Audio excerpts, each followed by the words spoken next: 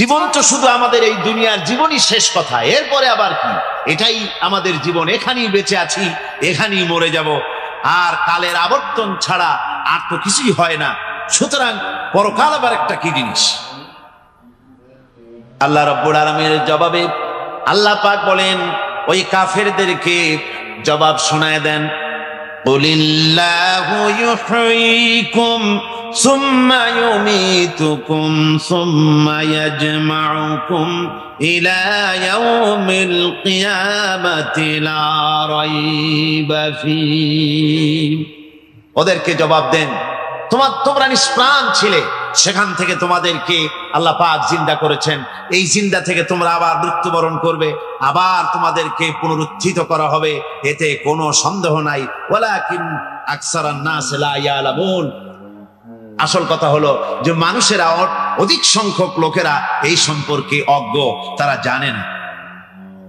তারা বলে, ওয়ায়াকুলুল ইনসানু আইযা মা মিততু লাসাউফা উখরাজু হাইয়্যা। তারা বলে যে সত্যি আমরা যখন মরে যাব তখন আমাদেরকে কে আবার চিন্তা করবে? এটা কি করে সম্ভব? মরে গেলাম, আবার চিন্তা কে করবে? আল্লাহ রাব্বুল আলামিন ওদের কথার জবাবে নবীজিকে বলেন, আপনি জবাব দিয়ে দেন, আওয়ালা ইয়াযকুরুল ইনসানু আন্না খালাকনাহু মিন ক্বাবলু ওয়া লাম ইয়াকু শাইআ। মানুষের কি সেই কথা মনে পড়ে না যখন তাকে সৃষ্টি করার আগে সে কিছুই ছিল না? তোমার সৃষ্টির আগে যখন তুমি কিছুই ছিলে না, সেখান থেকে তোমাকে যিনি সৃষ্টি করেছেন, তোমার মৃত্যুর পরে তিনি আবার তোমাকে জিন্দা করতে পারবে। তোমার কি মনে নাই? হাল আতা আলাল ইনসানি হিনুম মিনাদ দাহরি লাম ইয়াকুন শাইআম মাযকুরা। মানুষের জীবনে কি এমন সময় এসেছিল না যখন সে কোনো বিষয়বস্তু হিসেবে পরিগণিত ছিল না, কোন অস্তিত্ব ছিল না? আমি বিনা অস্তিত্বে তোমাদেরকে সৃষ্টি করেছি, বিনা অস্তিত্বে যখন তৈরি করতে পারলাম তখন বুঝি আমি আবার তোমাদেরকে জিন্দা করতে পারবো না? এটা কেমন কথা তোমরা বলো? ওরা বলে, وقالوا أئذا كنا عظاما ورفاتا أئنا لمبعوثون خلقا جديدا। আমরা যখন মরে যাব, আমাদের হাড্ডি গুড্ডি যখন মাটির সাথে একেবারে মিশে যাবে, তখন কি আমরা নতুন ভাবে আবার পুনরুত্থিত হব? আমাদের কি আবার চিন্তা করা হবে? আল্লাহ রাব্বুল আলামিন বলেন, কুল কুনু হিজারাতান আও হাদিদা। নবী শুনিয়ে দেন, তোমরা যদি মরে গিয়া মাটির সাথে মিশে গিয়া যদি পাথরও হয়ে যাও, আর যদি তোমরা লোহাও হয়ে যাও, তারপরেও আল্লাহ রাব্বুল আলামিন তোমাদেরকে জিন্দা করবেন, আবার তোমাদের উঠাবেন। ওরা বলে যে আচ্ছা বুঝলাম, কে উঠাবে আমাদের? কেমনে উঠাবে? আল্লাহ পাক বলেন, ফাসায়াকুলুনা মান ইউরিদুনা। ওরা বলে আমাদেরকে কে উঠাবে, আমাদেরকে কে জিন্দা করবে? আল্লাহ পাক জবাবে বলেন, কুলিল্লাযী ফাতারাকুম আউওয়ালা মাররা। যিনি তোমাদেরকে প্রথম সৃষ্টি করেছেন তিনি আবার তোমাদেরকে জিন্দা করবেন। আল্লাহ পাক সুন্দর করে বুঝাচ্ছেন। এই সব কথা শোনার পরে ফাসায়ুনগিদুনা ইলাইকা রুউসাহুম ওয়া ইয়াকুলুনা মাতা হুয়া। এসব কথা শোনার পরে আল্লাহ বলেন, ওই কাফেরেরা মাথা ঝুলায় ঝুলায় বলে, আচ্ছা তা বুঝলাম। আল্লাহ বলেন, ওরা মাথা ঝুলায় আর বলে, আচ্ছা বুঝলাম, তবে সেই কিয়ামত মাতা হুয়া, কবে সেই কিয়ামত অনুষ্ঠিত হবে? আল্লাহ বলেন, নবী শোনায় দাও, কুল আসা আইয়াকুনা করিবা। বেশি দেরি নাই, হতে পারে খুবই তাড়াতাড়ি। কি বলা যায়, সে সময়টা অতি নিকটবর্তী হয়ে যেতে পারে, খুবই নিকটবর্তী সে সময়, সেটা বেশি দেরি হওয়ার কথা নয়। আল্লাহ পাক এবার মানুষকে যুক্তি দিয়ে বোঝাচ্ছেন। কোরআনে কারীম মানতে মানুষ অস্বীকার করলে আল্লাহ ডান্ডার ব্যবস্থা করেন নাই, নবীজিকে বলেছেন, ইন্নামা আনতা মুযাক্কিরুন লাস্তা আলাইহিম বিমুসাইতির। ও নবী, আপনি একজন উপদেশক, উপদেশ দিয়ে যান।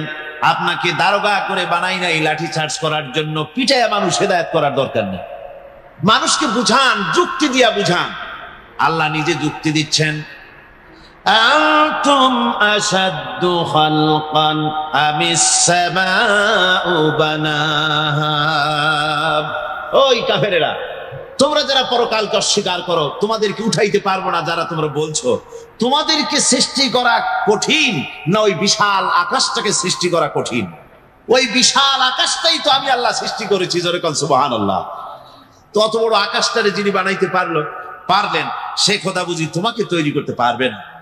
আল্লাহ পাক বলছেন, ফানজুর ইলা আসারি রাহমাতিল্লাহি কাইফা ইউহিল আরদা বা'দা মাউতিহা।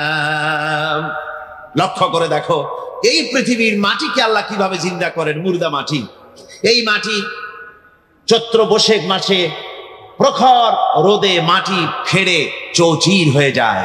এই ফেটে যাওয়া চৌচির মাটিতে আল্লাহ পাক বৃষ্টির পানি দিয়ে এই মাটিকে, এই মৃত্যু মাটিকে আল্লাহ পাক যেভাবে জিন্দা করেন, ইন্না যালিকা লামুহিল মাউতা ওয়া হুয়া আলা কুল্লি শাইইন কাদির। সে আল্লাহ পাক তোমরা মরলে পরে আবার এভাবে জিন্দা করতে পারবেন। জোরে কোন সুবহানাল্লাহ। আমার ভাইয়েরা, আল্লাহ পাকের পরে বলেন, দেখো মৃত্যু জমিনকে কেমনে জিন্দা করি। আল্লাহুল্লাযী আরসালার রিয়াহা ফাতুসিরু সাহাবা ফাসুকনাহু ইলা বালাদিন মাইয়িতিন ফাআহইয়ানা বিহিল আরদা বা'দা মাউতিহা কাযালিকান নুশুর। আমি আল্লাহ রাব্বুল আলামিন ওই সমুদ্রের নোনা পানিগুলোকে, সমুদ্রের লবণাক্ত পানিগুলিকে বাষ্পীয় আকারে উত্থিত করে মেঘমালায় পরিণত করি, আর এরপরে বাতাসকে হুকুম করি, বাতাস এই মেঘটারে টেনে নিয়ে যাও অমুক জায়গায়। মেঘ চলে এলো, আল্লাহ রাব্বুল আলামিন বলেন, মেঘ এবার বিন্দু বিন্দু করে বৃষ্টি বর্ষণ করে দে। আমার হুকুমে ওই পানিগুলি বৃষ্টি হয়ে বিন্দু বিন্দু হয়ে জমিনে পতিত হয়। আল্লাহ বলেন, এভাবে করে বৃষ্টির পানি দিয়া মরা জমিনকে জিন্দা করে দিয়া নববধূ গর্ভধারণের যেমন প্রস্তুতি নেয়, বৃষ্টির পানি পায়া মরা জমিন তেমন ফসল ধারণের জন্য প্রস্তুতি নিয়ে নেয়। সুবহানাল্লাহ বিহামদি। এইটা যেভাবে আমি করি, কাযালিকান নুশুর, এইভাবে করে তোমাদের কি কিয়ামতের দিন আমি জিন্দা করতে পারবো? কেমনে অস্বীকার করো? কাইফা তাকফুরুনা বিল্লাহি ওয়া কুনতুম আমওয়াতান ফাহইয়াকুম সুম্মা ইউমীতুকুম সুম্মা ইলাইহি তুরজাউন। কি করে তুমি আমাকে, আমি আল্লাহকে অস্বীকার করো? কুনতুম আমওয়াতান, তুমি ছিলে নিষ্প্রাণ, ফাহইয়াকুম, এরপরে আমি তোমাকে জিন্দা করলাম, সুম্মা ইউমীতুকুম, এরপরে তোমাকে আমি মৃত্যু করব, সুম্মা ইহয়ীকুম, এরপরে তোমাদেরকে আবার আমি জিন্দা করব, সুম্মা ইলাইহি তুরজাউন, এরপরে তোমাদের সকলকেই আমার কাছে ফিরে আসতে হবে। দেখেন না, আমরা যখন মানুষকে কবরে রাখি, কবরে রাখা তারপরে উপরে মাটি দিয়ে কি বলেন আপনারা? মিনহা খালাকনাকুম, পড়েন, মিনহা খালাকনাকুম ওয়া ফিহা নুঈদুকুম ওয়া মিনহা নুখরিজুকুম তারাতান উখরা। হে বান্দা, এই মাটি দিয়া তোরে তৈরি করা হয়েছিল, এই মাটির ভিতরে রেখে গেলাম, আবার এই মাটি থেকে আল্লাহ রাব্বুল আলামিন তোমারে জিন্দা করবেন। কিয়ামতের ময়দানে সকলকে উঠতে হবে সেখানে আল্লাহর দরবারে। আল্লাহ পাক বলছেন, বান্দা কেমনে অস্বীকার করো? ইন কুনতুম ফি রাইবিম মিনাল বা'স ফাইন্না খালাকনাকুম মিন তুরাব। পরকালকে যারা অস্বীকার করো, কিয়ামতে উঠতে হবে, এটাকে কিভাবে অস্বীকার করো? চিন্তা করে দেখো, তুমি নিষ্প্রাণ মাটি ছিলে, সেই মাটি দিয়েই আমি তোমাকে তৈরি করেছি। আবার আল্লাহ পাক মানুষকে আরো বুঝান, কিয়ামত আছে, পরকাল হবে, আল্লাহর দরবারে উঠতে হবে। আলাম ইয়াকুনু ফাতাম মিন মানিজ্জিয়ুমনা, তুমি কি মাতৃগর্ভে নিক্ষিপ্ত এক ফোঁটা পানি ছিলে না? সুম্মা কানা আলাকাতান ফাখালাকা ফাসাওয়া, এরপরে তোমাকে মাংসপিণ্ডে, জমাট রক্তে মাংসপিণ্ডে পরিণত করা হলো, এরপরে তোমাকে সুন্দর করে তোমাকে সুগঠিত করা হলো। ফাজআলা মিনহু যাওজাইনি যাকারা ওয়াল উনসা, এরপরে মাতৃগর্ভের ভিতরে আমি এটাকে পুরুষ বানালাম, কন্যা সন্তান অথবা পুত্র সন্তানে পরিণত করলাম। এইটা যে পেরেছে, যিনি পেরেছেন, আলাইসা যালিকা বিকাদিরিন আলা আইয়ুহিয়াল মাউতা, সে আল্লাহর পক্ষে কি সম্ভব নয় যে তোমার মৃত্যুর পরে তিনি আবার জিন্দা করতে পারবেন? কি বলেন সম্ভব না? তিনি পারবেন না? নিশ্চয়ই তিনি আবার কিয়ামতের মাঠে আমাদেরকে হাজির করতে পারবেন, এতে কোনো সন্দেহ নাই। আল্লাহ পাক সেই জন্য এখানে বলতেছেন যে ওরা বাল কাযযাবু বিসসাম, ওরা আসলেই পরে কালকে অস্বীকার করেছে। আপনি যে নবী, এতে কোনো সন্দেহ নাই। আপনি খানা খান, আপনি বাজারে যান, এটাই মূল আপত্তির বিষয় না। মূল কথা হলো তারা পরকালকে অস্বীকার করেছে। আল্লাহ পাক বলেন ওয়া আন্নাস সাআতা আতিয়াতুন লা রাইবা ফিহা, অবশ্যই সে সময় আসবে, সে কিয়ামত আসবেই, এতে কোনো সন্দেহ নাই। ওয়া আন্নাল্লাহা ইয়াবআসু মান ফিল কুবুর, আর আল্লাহ পাক তিনি কবরের মধ্যে অন্তর্হিত যা কিছু আছে সবাইকে কিয়ামতের দিন আল্লাহ পাক ময়দানে উঠাবেন। কিয়ামতে আল্লাহর দরবারে সকলকে হাজির হতে হবে। আমার বন্ধুগণ, আল্লাহ পাক বলেন ওয়া লাকাদ খালাকনাল ইনসানা মিন সুলালাতিন মিন তিন, লক্ষ্য করো, তুমি ছিলে মাটির নির্যাস থেকে তোমাকে তৈরি করা হয়েছে। শুধু মাটির নির্যাস থেকে তোমাকে কোনো মডেল ছাড়া, কোনো ধরনের আদর্শ ছাড়া, কোনো ধরনের নমুনা ছাড়া তোমাকে সৃষ্টি করা হলো। সুম্মা জাআলনাহু নুতফাতান ফি কারারিম মাকিন, এরপরে মাতৃগর্ভের একটা অত্যন্ত সুরক্ষিত জায়গায় তোমাকে সংরক্ষণ করা হয়েছিল। সুম্মা খালাকনান নুতফাতা আলাকাতান ফাখালাকনাল আলাকাতা মুদগাম, রক্তপিণ্ডকে, নাপাক পানিকে জমাট রক্ত করেছি, জমাট রক্তকে আমি আবার গোশত পিণ্ডে পরিণত করেছি। ফাকাসাওনাল ইযামা লাহমা, এরপরে সুন্দর করে চামড়া দিয়ে, গোশত দিয়ে একটা আকৃতি তোমাকে দান করেছি।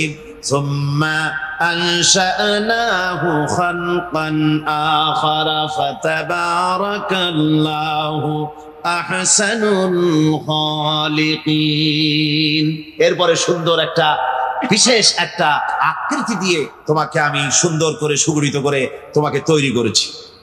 সুম্মা ইন্নাকুম বা'দা যালিকা লামাইতুন, এরপরে আমি আল্লাহ রাব্বুল আলামিন তোমাকে মৃত্যু দেব, অবশ্যই তোমাকে মৃত্যুবরণ করতে হবে। সুম্মা ইন্নাকুম ইয়াউমাল কিয়ামাতি তুবআসুন, এরপরে কিয়ামতের দিন আসবে, ওই বিশেষ মুহূর্ত আসবে, সেই নির্দিষ্ট সময় আসবে, ওই কিয়ামতের মাঠে আল্লাহর দরবারে তোমাদের সকলকে উঠতে হবে, কোনো সন্দেহ তাতে নাই। আল্লাহ পাক বলছেন وَأَعْتَدْنَا لِمَنْ كَذَّبَ بِالسَّاعَةِ سَعِيرًا, আমার এই পরকালকে, এই আখিরাতকে, কিয়ামতের দিনকে যারা অস্বীকার করবে, যারা মিথ্যা মনে করবে, আমি তাদেরকে জ্বলন্ত আগুনের শাস্তি তাদের জন্য রেখেছি। জোরে বলেন নাউজুবিল্লাহ। সেই কিয়ামত যে দিনটা আল্লাহ পাক মানুষের জন্য রেখেছেন, সেই কিয়ামতের অবস্থা বড়ই মারাত্মক। মানুষেরা তা জানে না। মানুষ যদি তা বুঝতে পারত, জানতে পারত, তাহলে মানুষেরা গুনাহের কাজ করতে পারত না। আপনারা কি চিন্তা করেন, ওই যে কাফের গুলি মক্কার জীবনে, রাসূল পাক সাল্লাল্লাহু আলাইহি ওয়াসাল্লামের মক্কি জিন্দেগিতে যে সমস্ত মানুষগুলি চুরি করত, ডাকাতি করত, জিনা করত, বদমাশি করত, মানুষ হত্যা করত, এই লোকগুলি ফিরে আসতো কিসের কারণ? তাদেরকে এই আখিরাতের কথা বলা হয়েছে, এই পরকালের কথা বলা হয়েছে। কোরআন শরীফে আল্লাহ রাব্বুল আলামিন পরকালের কথা, মৃত্যুর কথা, কিয়ামতের কথা, হাসরের কথা, সিরাতের কথা, মিজানের কথা, মওতের কথা যত বলেছেন, জান্নাতের কথা যত জায়গায় যতগুলা বলেছেন, সবগুলি আয়াতে কারিমা যদি এক জায়গায় করা যায় তাহলে পুরা কোরআন শরীফের 1/3 10 পারার সমান হবে। জোরে বলেন সুবহানাল্লাহ। যেহেতু পরকালের চিন্তা ছাড়া মানুষের জীবন পরিচ্ছন্ন হতে পারে না, সুন্দর হতে পারে না, অপরাধ মুক্ত হতে পারে না। আল্লাহ পাক বলেন সেই দিনটি বড়ই ভয়ানক, বিপজ্জনক। ওই দিনটির ব্যাপারে আল্লাহ পাক তার বান্দাদেরকে সতর্ক করে দিয়েছেন, বান্দারা সতর্ক হয়ে যাও, এইভাবে দিন যাবে না, কিয়ামত আসবে।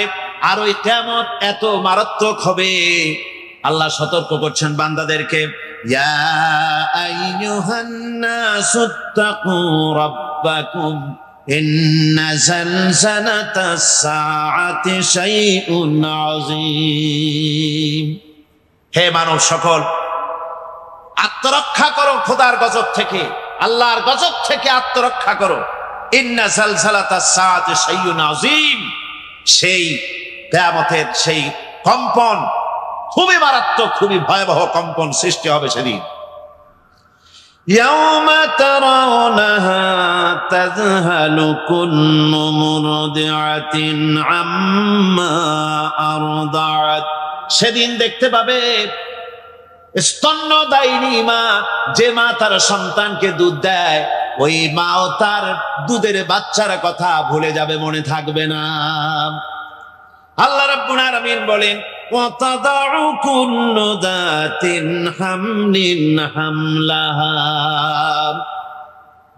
গর্ভধারিণী মেয়ে লোক তাদের গর্ভ খসে পড়বে। ওয়াতারান নাসা সুকারা, মানুষকে মানুষ দেখতে পাবে, মানুষগুলো উদ্ভ্রান্ত হয়ে পাগলের মতো ছোটাছুটি করছে। আল্লাহ বলেন ওয়ামা হুম বিসুকারা, আসলে এরা নেশাগ্রস্ত নয়, আসলে পাগল হয় নাই। ছুটছে কেন? কেন? স্তন্যদায়িনী মা দুধের বাচ্চার কথা ভুলে গেছে।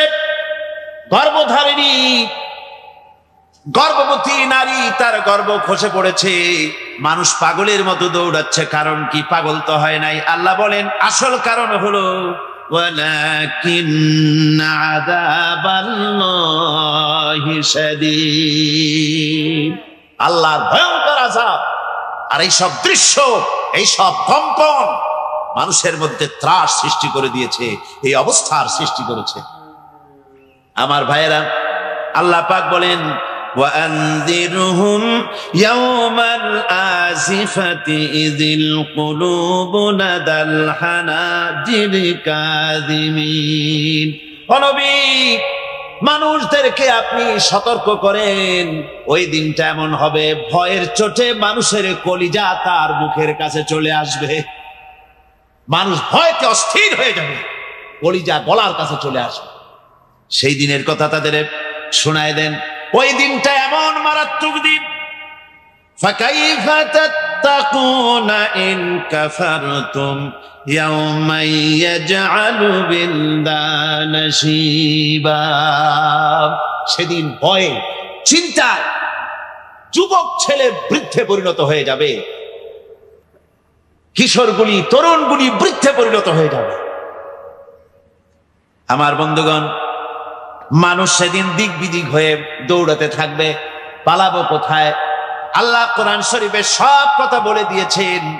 ইয়াকুলুল ইনসানু আইনাল মাফার, কোথায় ভাগবো, পালাবো কোথায়? অস্থির হয়ে মানুষ দৌড়াতে থাকবে, পালাবো কোথায়, যাব কোথায়? আল্লাহ বলেন কাল্লা লা ওয়াজারা ইলা রাব্বিকা ইয়াউমাইযিনিল মুস্তাকার, ভাগবার কোনো রাস্তা নাই, পালাবার কোনো পথ নাই, একমাত্র তোমার রব ছাড়া, আল্লাহর দরবার ছাড়া পালানোর কোনো রাস্তা যারা নাই। আমার বন্ধুগণ, এই কঠিন সময়, এই কঠিন দিনে, পরকালের এই দিনে, কিয়ামতের এই মারাত্মক অবস্থায় সকলকে উঠতে হবে। আল্লাহ পাক বলেন, এরপরে কিয়ামত অনুষ্ঠিত হয়ে যাবে। সূরা ফুরকানে আল্লাহ বলছেন, ইযা রাআতুহুম মিন মাকানিন বাঈদিন সামিউ লাহা তাগায়ুযান ওয়া যাফীরা। যখন তাদেরকে জাহান্নাম দেখতে পাবে, অর্থাৎ জাহান্নামের, যখন তারা জাহান্নামের দিকে অগ্রসর হবে, তখন তারা দূর থেকেই জাহান্নামের ক্রোধ এবং তেজস্বী আওয়াজ শুনতে পাবে। জাহান্নামের আওয়াজ, বিকট আওয়াজ। ওই যে কক্সবাজারে সমুদ্র সৈকতে ভ্রমণ করতে গিয়ে সমুদ্রের তুফানের আওয়াজ শুনছেন না? কথা কন না কেন? সমুদ্রের তুফানের আওয়াজ শুনেছেন তো? এইটা কি? এটা কিছুই না, এর থেকে মারাত্মক আওয়াজ, তেজস্বী ক্রোধের আওয়াজ কানের মধ্যে আসতে থাকবে জাহান্নামীদের। আল্লাহ রাব্বুল আলামিন বলেন, ওয়াইদা উলকু মিনহা মাকানান দায়্যিকাম মুকাররানিনা দাউ হুনালিকা সুবুরা। যখন তাদেরকে হাত পা বেঁধে এই জাহান্নামের কোন সংকীর্ণ জায়গায় ফেলে দেওয়া হবে, তখন দাও হুনালিকা সুবুরা, তারা তখন নিজেদের ধ্বংস এবং মৃত্যু কামনা করবে। আল্লাহ বলেন, লা তাদউল ইয়াওমা সুবুরান ওয়াহিদান ওয়াদউ সুবুরান কাসীরা। আজকে এক মৃত্যু ডেকো না, অসংখ্য মউত ডাকো। আজকে মউত আর তোমাদের আসবে না, অসংখ্যবার ডাকলেও মউত তোমাদের আসবে না। এই যে জাহান্নাম, যে জাহান্নামের দিকে তাদের নিয়ে যাওয়া হবে, আল্লাহকে অস্বীকার করলে, নবীকে অস্বীকার করলে, ইসলামকে অস্বীকার করলে, আল্লাহর নবীর নবুয়তকে অস্বীকার করলে তাদের জায়গা হবে জাহান্নাম। আর সে জাহান্নাম এত মারাত্মক, এত কঠিন জায়গা, যে জায়গা সম্পর্কে আল্লাহ পাক বলছেন, ইন্নাহু মান ইয়াতি রাব্বাহু মুজরিমান ফাইন্না লাহু জাহান্নামা লা ইয়ামুতু ফিহা ওয়া লা ইয়াহইয়া। অপরাধী হয়ে যে লোক আল্লাহর দরবারে উপস্থিত হবে, তার জন্য জাহান্নাম হবে, জাহান্নামে আল্লাহ দিবেন। আর ওই জাহান্নামে যখন লোকটা পড়ে যাবে, জাহান্নামের অবস্থা এমন হবে, লা ইয়ামুতু ফিহা ওয়া লা ইয়াহইয়া, সে বাঁচবেও না, মরবেও না, জীবন মৃত্যু একটা অবস্থা সৃষ্টি হবে। ওই জাহান্নামে নারুল্লাহিল মুকাদাতুল্লাতী তাত্তালিউ আলাল আফইদা। জাহান্নামের প্রচন্ড আওয়াজ, এই আগুন উৎক্ষিপ্ত হয়ে তাদের কলিজা পর্যন্ত, অন্তর পর্যন্ত স্পর্শ করবে এই আগুনের তাপ। আর এদের পাহারায় রাখা হবে, ইন্নাহা আলাইহিম মুসাদাতুন ফি আমাদিন মুমাদ্দাদা। জাহান্নামীদের পাহারায় রাখা হবে নির্মম, কঠোর ব্যবহার, কর্কশ আওয়াজ, কর্কশ ভাষী এ ধরনের ফেরেশতাদেরকে রাখা হবে তাদের পাহারায়, তারা নিয়োজিত থাকবে। আল্লাহ রাব্বুল আলামিন বলেন, ও দুনিয়ার মানুষ, ইয়া আইয়ুহাল্লাযীনা আমানু ও আনফুসাকুম ওয়া আহলিকুম নারা। ও ঈমানদারেরা, আল্লাহর তো দয়া বেশি বান্দার জন্য। বান্দার উপরে দয়া কার সবচেয়ে বেশি? সবচেয়ে বেশি দয়া হলো বান্দার উপরে আল্লাহ। আল্লাহ চান না যে সে জাহান্নামে যাক, কঠিন জায়গা জাহান্নাম। আল্লাহ বলেন, ও মুমিনেরা, তুমি নিজে আর তোমার পরিবারবর্গকে জাহান্নামের আগুন থেকে রক্ষা করো, আগুন থেকে রক্ষা করো, জাহান্নামের রাস্তা থেকে তাদের ফিরাও। ওই জাহান্নাম, যেই জাহান্নামের ইন্ধন হবে মানুষ আর পাথর। ফিরাও জাহান্নাম থেকে মানুষকে, তোমার সন্তানদেরকে ফিরাও। আজকে যে সব সন্তানের আল্লাহ বলেন তুমি নিজে বাঁচো, আহলো আয়ালকে বাঁচাও।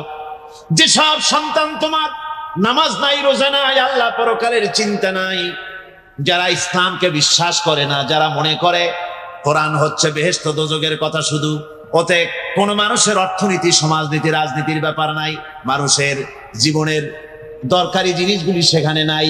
সুতরাং আমরা যদি দুনিয়ায় সুখ সমৃদ্ধি পেতে চাই, তাহলে আমাদেরকে মানুষের তৈরি করা মতবাদ মানতে হবে। এইভাবে ছেলেরা যখন মানুষের তৈরিকার মতবাদের এদিকে যখন দৌড়ায়, মা বাপ যদি তাদেরকে না ফিরায়, জাহান্নাম থেকে বাঁচাবার জন্য যদি চেষ্টা না করে, কিয়ামতের দিন ওই সন্তানেরা জাহান্নামে, যখন জাহান্নামের অর্ডার তাদের হয়ে যাবে, তারা বলবে রব্বানা আরিনাল্লাযাইনি আদাল্লানা, হে আমার প্রভু, কে আমাদেরকে গোমরাহ করে দিল, মিনাল জিন্নি ওয়াল ইনসি, জিনের ভিতর থেকে, মানুষের ভিতর থেকে, আমাদের নেতারা, আমাদের মা বাপ, আমাদের মুরব্বী, তারা আমাদেরকে বিভ্রান্ত করলো, তোমার রাস্তা থেকে সরায় দিল। ওরা কই? ওদেরকে নিয়ে আসো। আমাদেরকে এই খারাপ রাস্তা থেকে ফিরায় নাই, জাহান্নামের পথে চলেছি, আমাকে ফিরায় নাই। ও আল্লাহ, আজকে এই জাহান্নামে যাওয়ার আগে ওই মা বাপ আর মুরব্বী আর নেতাগুলি নিয়ে আসো। নাজআলহুমা তাহতা আকদামিনা লিয়াকুনা মিনাল আসফালিন, নিয়ে আসো ওদেরকে পায়ের তলে রেখে তারপরে জাহান্নামে যাব। আমার ভাইরা, যে ছেলে আজকে মানুষের তৈরি করা মতবাদের আন্দোলন করছে, সেকুলারিজম করছে, সোশ্যালিজম করছে, ক্যাপিটালিজম করছে, তারপরে ন্যাশনালিজম করছে, হাজারো মতবাদের দিকে আকৃষ্ট হয়েছে আপনার ছেলে, আপনার স্ত্রী, আপনার বোন, আপনার ভাই, আপনি জেনে শুনে তাদেরকে ফিরাচ্ছেন না, আল্লাহ রাস্তায় আনতেছেন না। কিয়ামতের দিন ওরা পালাইতে যাবে এবং ওদের এই অপরাধের কারণে, ফিরানোর কারণে, সহযোগিতা করার কারণে কিয়ামতের দিন অবস্থা করুণ হয়ে যাবে। এই জন্য আল্লাহ রাব্বুল আলামিন বলছেন, হে বিশ্বাসীরা, আমাকে তোমরা যারা বিশ্বাস করেছো, ঈমান এনেছো, নিজে বাঁচো আর নিজের আহল ও আয়ালকে জাহান্নামের আগুন থেকে বাঁচাও। ওই জাহান্নাম আলাইহা মালাইকাতুন গিলাদুন শিদাদুন লা ইয়াসুনাল্লাহা মা আমারাহুম ওয়া ইয়াফআলুনা মা ইউমারুন। আল্লাহ রাব্বুল আলামিন বলেন, সেখানে অত্যন্ত কর্কশ, রূঢ় এবং নির্মম স্বভাবের এমন সব ফেরেশতা পরিচালক হিসেবে জাহান্নামে দেওয়া হবে, যারা আল্লাহর নির্দেশের বাইরে কোনো কাজ করে না। তারা সেই সব কাজই করে যা আল্লাহ তাদেরকে হুকুম করেন, তাদেরকে অনুরোধ করে, দরখাস্ত করে, কোন রকম তাদের কাছ থেকে কোনো কৃপা, কোনো করুণা, কোনো মহব্বত কিছুই পাওয়া যাবে না। অত্যন্ত কর্কশ, রূঢ় মেজাজের ফেরেশতা সেখানে পরিচালক হিসেবে দেওয়া হবে। আর ওই জাহান্নামীদেরকে, যারা জাহান্নামে যাবে কিয়ামতের দিন, ফাল্লাযীনা কাফারু কুত্তিআত লাহুম সিয়াবুম মিন নার, আগুন দিয়ে কেটে তাই দিয়ে পোশাক তৈরি করে দেওয়া হবে, আগুনের পোশাক পরিয়ে দেওয়া হবে। আগুনের পোশাক গায়ে পরিয়ে দেওয়ার পরে কুল্লামা নাদিজাত জুলুদুহুম বাদদালনাহুম জুলুদান গায়রাহা, একবার চামড়া পুড়ে যাবে, জাহান্নামের আগুনে চামড়া পুড়ে গলে যাবে, আবার আল্লাহ রাব্বুল আলামিন নতুন করে চামড়া পরিয়ে দিবেন, যাতে করে শাস্তির তীব্রতা অনুভব করতে পারে। জোরে কোন নাউজুবিল্লাহ। আমার ভাইরা, জাহান্নামীরা ক্ষুধার যন্ত্রণায়, তৃষ্ণার যন্ত্রণায় আকাশের দিকে তাকায় থাকবে, উপরের দিকে তাকায় থাকবে, বলবে, আরে যদি একটু বৃষ্টি হতো, মেঘ হতো। হঠাৎ করে দেখবে যে উপরে কালো মেঘ হয়ে গেছে, মনে করবে যে এবার বুঝি বৃষ্টি হবে, পানি পান করব। মেঘ তারা দেখতে পেল, মেঘের ভিতর থেকে অল্পক্ষণের ভিতরে গরম পানি পড়বে, এমন গরম পুঁজ, এমন গরম রক্ত পড়বে, যেগুলি পান করলে পরে সঙ্গে সঙ্গে পেটের নাড়ি, ভুঁড়ি আর কলিজা পিছনের দরজা দিয়ে সব বেরিয়ে যাবে। নাউজুবিল্লাহি মিন যালিক। আয় আল্লাহ, এই কঠিন অবস্থা থেকে তুমি আমাদেরকে হেফাজত করো। জোরে বলেন আমিন। সবাই বলেন আমিন। আমার ভাইয়েরা, তামসার ব্যাপার নয়।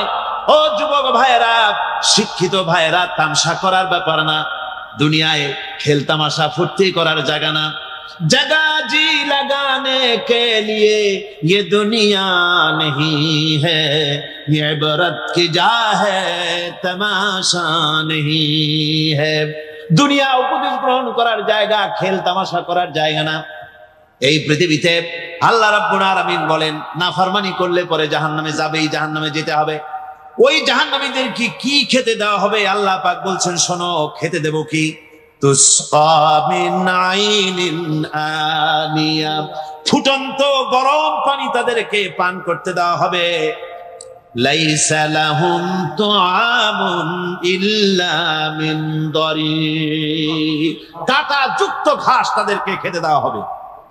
লা ইউসমিনু ওয়া লা ইউগনি মিন জু, এই খাবারে তাদের শরীর পরিপুষ্ট হবে না আর ক্ষুধাও নিবৃত্ত হবে না। আমার বন্ধুগণ, এমন কঠিন জাহান্নামের অবস্থা থেকে মাপ পাওয়ার জন্য ইমানের জোশ আসতে হবে, ইমানদার হতে হবে, আর নাফরমানিকে ছেড়ে দিতে হবে। জাহান্নামে যখন মানুষদেরকে নিয়ে যাওয়া হবে, জাহান্নামীদেরকে, ইযা উলকু ফিহা সামিউ লাহা শাহীকান ওয়া হিয়া তাফুর, যখনই খোদাদ্রোহীদেরকে জাহান্নামের দিকে নিয়ে যাওয়া হবে, আজ তো খুব মাতবাড়ি, কত ভক্ত আছে, তারপরে কত শক্তি, কত কিছু, কিন্তু আল্লাহর দরবারে যখন হাজির হবে, কোনো শক্তি তখন কাজে লাগবে না, কোনো শক্তি কাজে লাগবে না।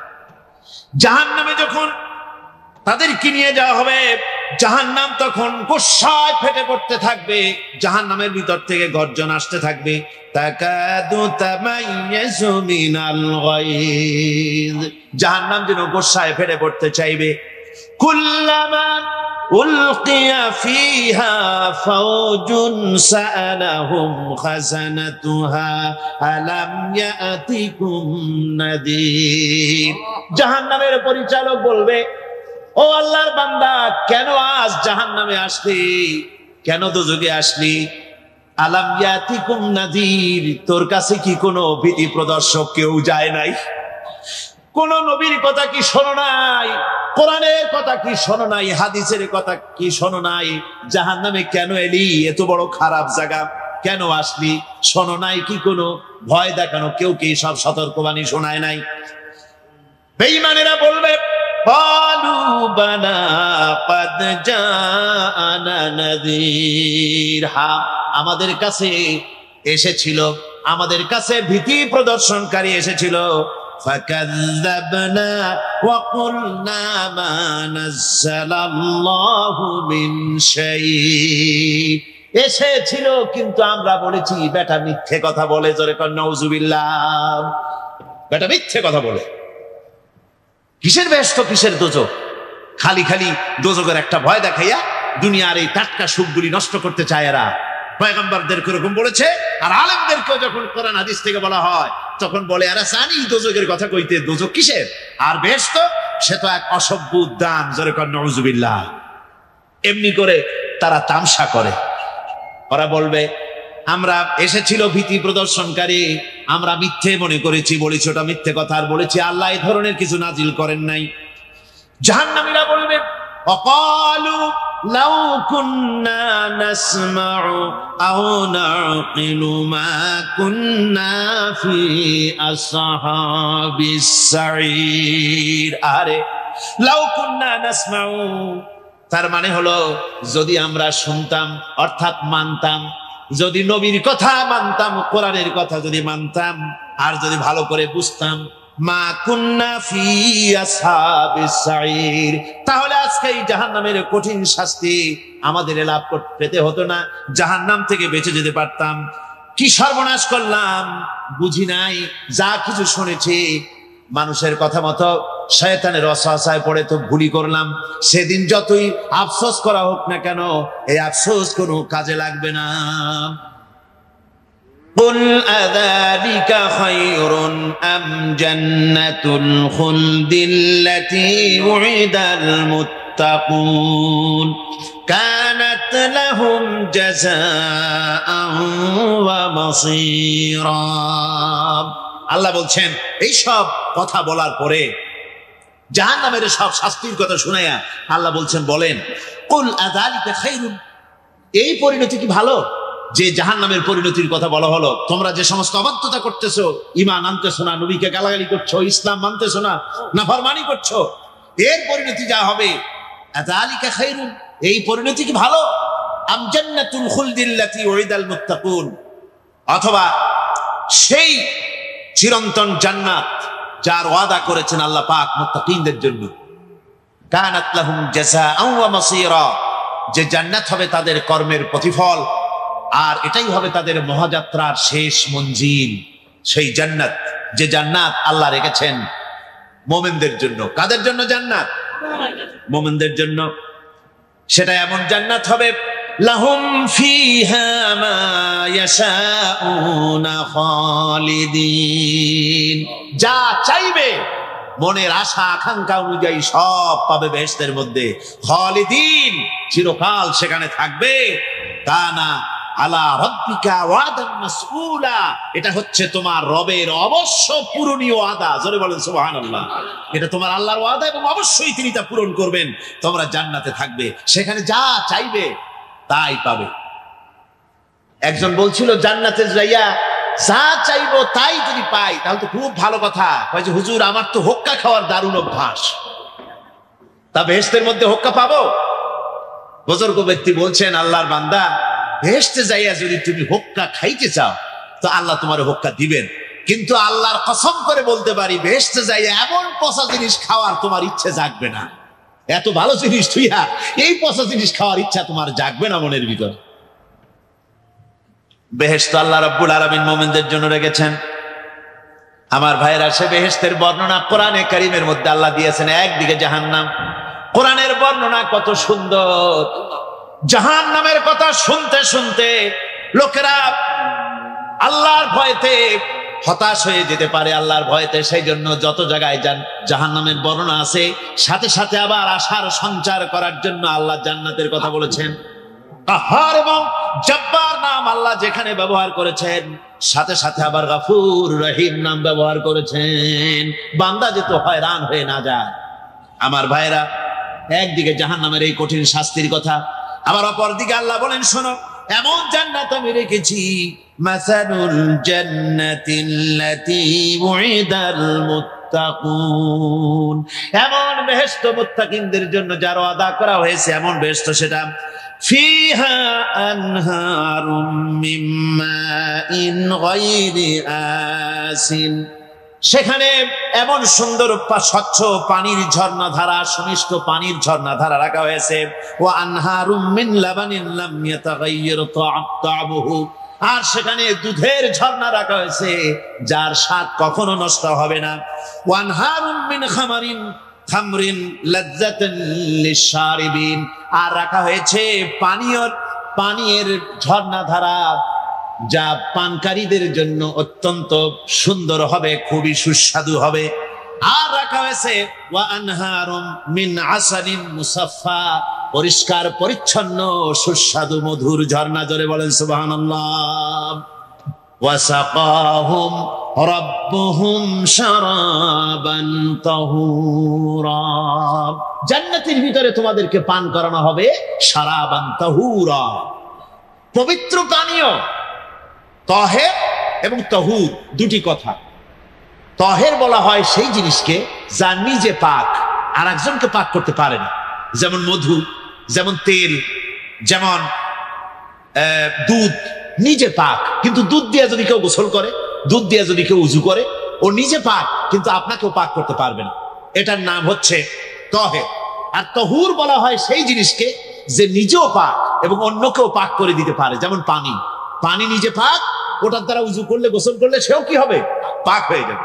আল্লাহ তাই বলেন জান্নাতের ভিতরে ওয়াসাকাহুম রাব্বুহুম শারাবান তাহুরা, জান্নাতের ভিতরে শরাবে তাহুর পান করানো হবে। ওই শরাবটা নিজেই পাক, আর যে পান করবে তাকে আরো পরিচ্ছন্ন পবিত্র করে দেবে। জোরে বলেন সুবহানাল্লাহ। সেই শরাব হবে এমন, খিতামুহু মিস্ক, যার মুখগুলি সুন্দর করে সুগন্ধ জিনিস দিয়ে, সুগন্ধি দিয়ে, মিস্ক দিয়ে আটকানো রয়েছে। তারপরে কি? ওয়াফি যালিকা ফালিয়াতানাফাসিল মুতানাফিসুন, এবার এই শরাব পান করার জন্য, এই পবিত্র পানীয় পান করার জন্য প্রতিযোগিতা করো। কে তোমরা প্রতিযোগিতা করে তার কাছে যেতে পারো?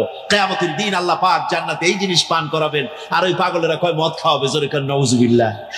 যার যা অভ্যাস সেটাই সে নিজেও তাই চিন্তা করে।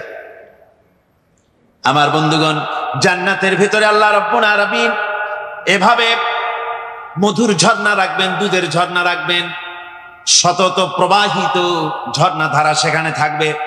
মুত্তাকিনা আলাল আরাইকি লা ইয়ারাউনা ফিহা শামসান ওয়ালা জামহারিরা। জান্নাতীরা ঠেস দিয়ে ছায়ার মধ্যে আরাম করে বসে থাকবেন, না তাদেরকে সূর্যের তাপ জ্বালাতন করবে আর না তাদের সেখানে কোনো কষ্ট হবে। এমনি করে আরাম করে তারা তার ভেতরে থাকবে, আর সেখানে তাদেরকে সুন্দর করে ছায়া সুনিবিড় এক সুন্দর জান্নাতের ভেতরে এক সুন্দরতম পরিবেশের মধ্যে আল্লাহ রাব্বুল আলামিন তাদেরকে সেখানে রাখবে। এরপরে তারা ওয়াইদা রাআইতা সুম্মা রাআইতা নাঈমান ওয়া মুলকান কাবীরা। সেখানে যেদিকেই তাকাবে সেদিকেই শুধু নিয়ামতের সাম্রাজ্য দেখতে পাবে, শুধু নিয়ামত আর নিয়ামত, এগুলি তাদের চোখে পড়বে। সেখানে না সূর্যের তাপ আর না শীতের প্রকোপ, কোনো কষ্ট নাই, মানুষের শরীর থেকে ঘামও বেরোবে না, সেখানে বার্ধক্য এসে কাউকে পীড়া দিবে না। হুজুর একজন বুড়া লোককে বলছিলেন, মিয়া তুমি তো বেহেশতে যাবে না, তুমি তো বুড়া মানুষ, তুমি তো বেহেশতে যাইতে পারবে না। লোকটা কান দিয়ে অস্থির হয়ে গেছে। রাসূল বলছেন যে বেহেশতে বুড়া মানুষ যাবে না, তাহলে তো আমার উপায় নাই। হুজুর বলছেন না, তুমি যখন বেহেশতে যাবে তুমি যুবক হয়ে যাবে। সুবহানাল্লাহ ওয়া বিহামদিহি। একজন কালো মানুষ হুজুর বলছেন যে কালো মানুষ বেহেশতে যাবে না, সে তো একদম কান্দিয়া হয়রান। হুজুর বলছেন দেখো তুমি যখন বেহেশতে যাবে তুমি কালো থাকবে না, তুমি সুন্দর সুশ্রী হয়ে যাবে। সুবহানাল্লাহ। আমার ভাইয়েরা, ওই জান্নাতের ভিতরে আল্লাহ রাব্বুল আলামিন অগণিত নিয়ামত মানুষের জন্য রেখেছেন, নিজের বান্দার জন্য রেখে দিয়েছেন। ওয়া হুরুন ঈন, বেহেশতীদের জন্য রয়েছে সুন্দর চক্ষুধারী হুরগণ রয়েছে সেখানে জান্নাতীদের জন্য। কাআমসালিল লুউলুইল মাকনুন, যেন সে এতই সুন্দর, যেন গোপনে রক্ষিত মুক্তার মতো, মুক্তা সদৃশ। এভাবে সুন্দরী হুরদেরকে আল্লাহ রাব্বুল আলামিন তার বান্দাদেরকে সেখানে রেখেছেন। লা ইয়াসমাউনা ফিহা লাগওয়ান ওয়ালা তা'সীমান ইল্লা কিলান সালামান সালামা। কোন পাপ সেখানে মানুষ দেখবে না, কোন বাজে কথা সেখানে শুনবে না, শুধু শান্তি আর শান্তি। আল্লাহ রাব্বুল আলামিন মুমিন বান্দাদের বলবেন, উদখুলুল জান্নাতা আনতুম ওয়া আজওয়াজুকুম তুহবারুন। আল্লাহ রাব্বুল আলামিন বলবেন, ও আমার বান্দারা, জান্নাতে প্রবেশ করো, তোমাদের স্ত্রীদেরকে সাথে নিয়ে জান্নাতে চলে যাও। সুবহানাল্লাহ ওয়া বিহামদিহি। তোমাদের স্ত্রীদেরকে নিয়ে সাথে করে নিয়ে জান্নাতের ভিতরে চলে যাও, সেখানে তোমরা আরামে থাকো। ইউতাফু আলাইহিম বিসহাফিম মিন যাহাবিন ওয়া আকওয়াবিন ওয়া ফিহা মা তাশতাহিল আনফুসু ওয়া তালাজ্জুল আ'য়ুন ওয়া আনতুম ফিহা খালিদুন।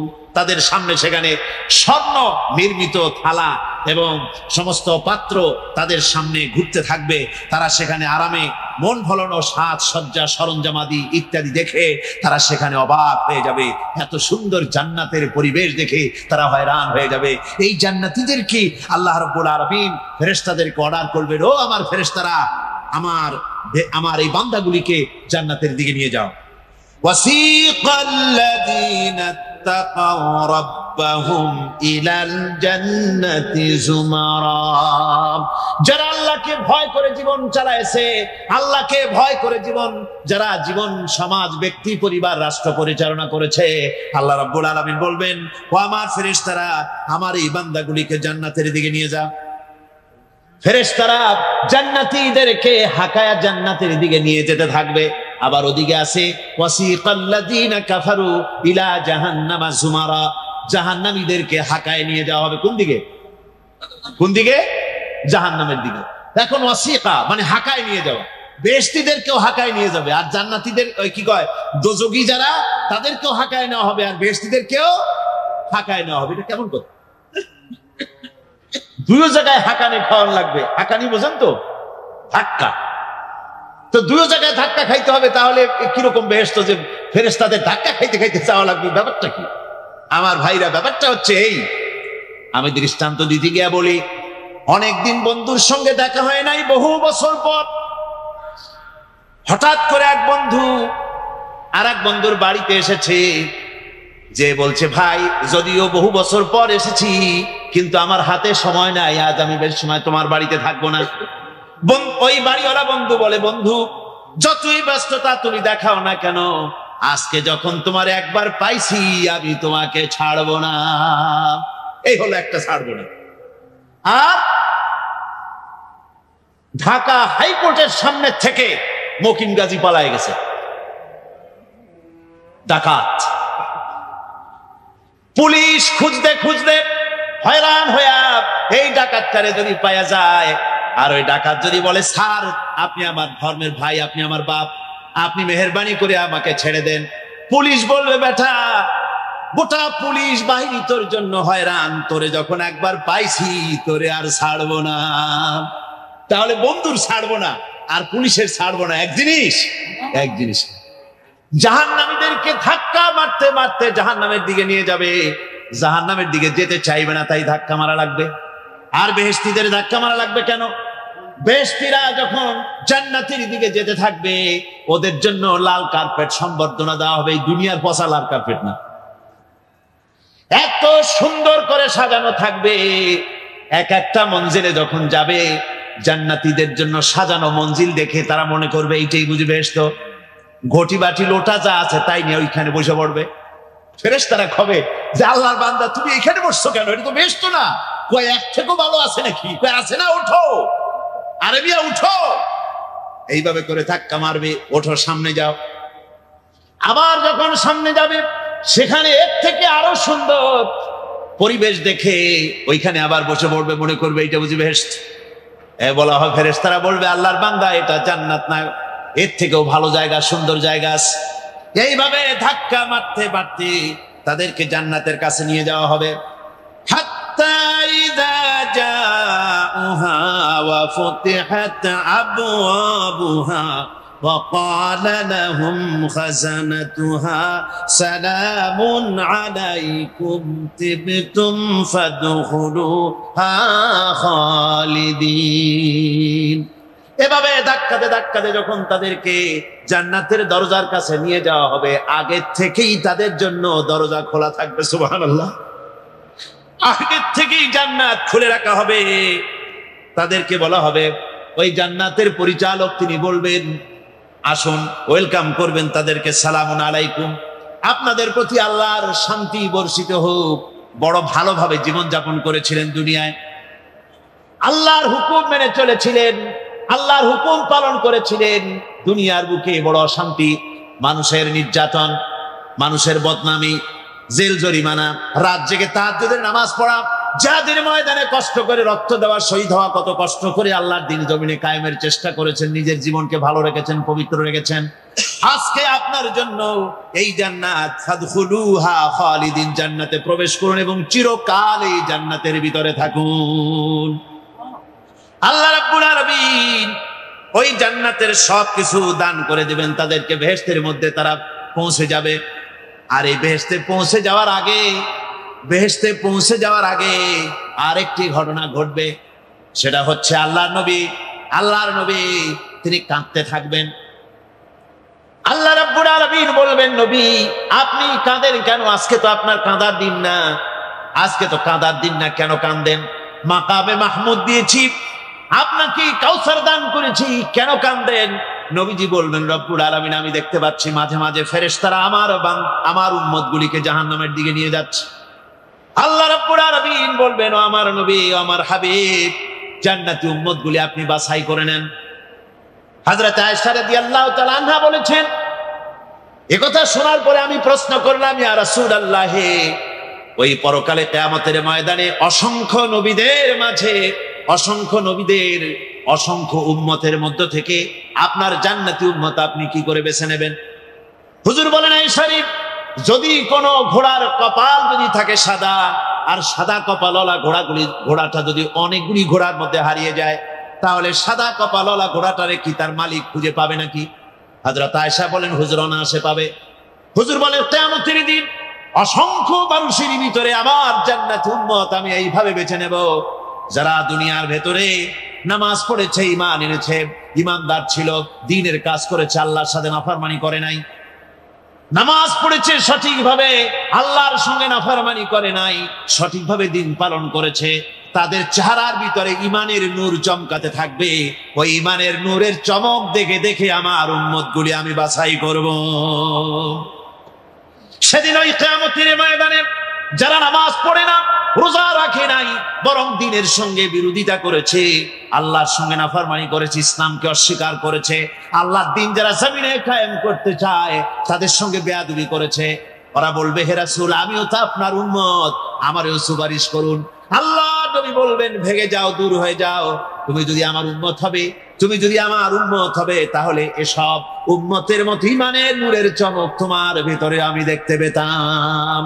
ওই হাসরের ময়দানে আল্লাহ নবী যদি বলেন, তুমি আমার উম্মত নও, ভেগে যাও, এর থেকে অসহায়, এর থেকে এতিম অবস্থার মানুষের জন্য কিছু হতে পারে না। আল্লাহ এই দুরবস্থা থেকে আমাদেরকে যেন হেফাজত করেন। আল্লাহ রাব্বুল আলামিন যেন আমাদেরকে নবীর সুপারিশ কিয়ামতের দিন আমাদের জন্য নসিব করে দেন। জোরে বলেন আমিন।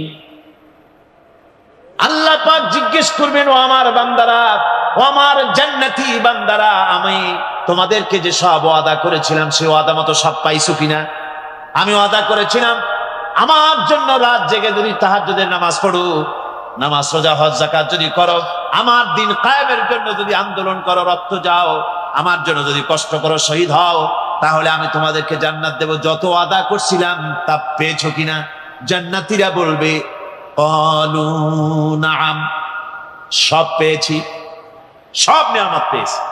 আল্লাহ বলেন, সব পাও নাই, ওয়ানাদাইনা মাজিদ, আমার কাছে আরো বেশি আছে, আমার কাছে আরো বেশি আছে, সব পাও নাই। জান্নাতীরা বসে থাকবেন, বুঝতে পারবেন না, এত নিয়ামত পেয়েছি, আল্লাহর কাছে আরো আছে।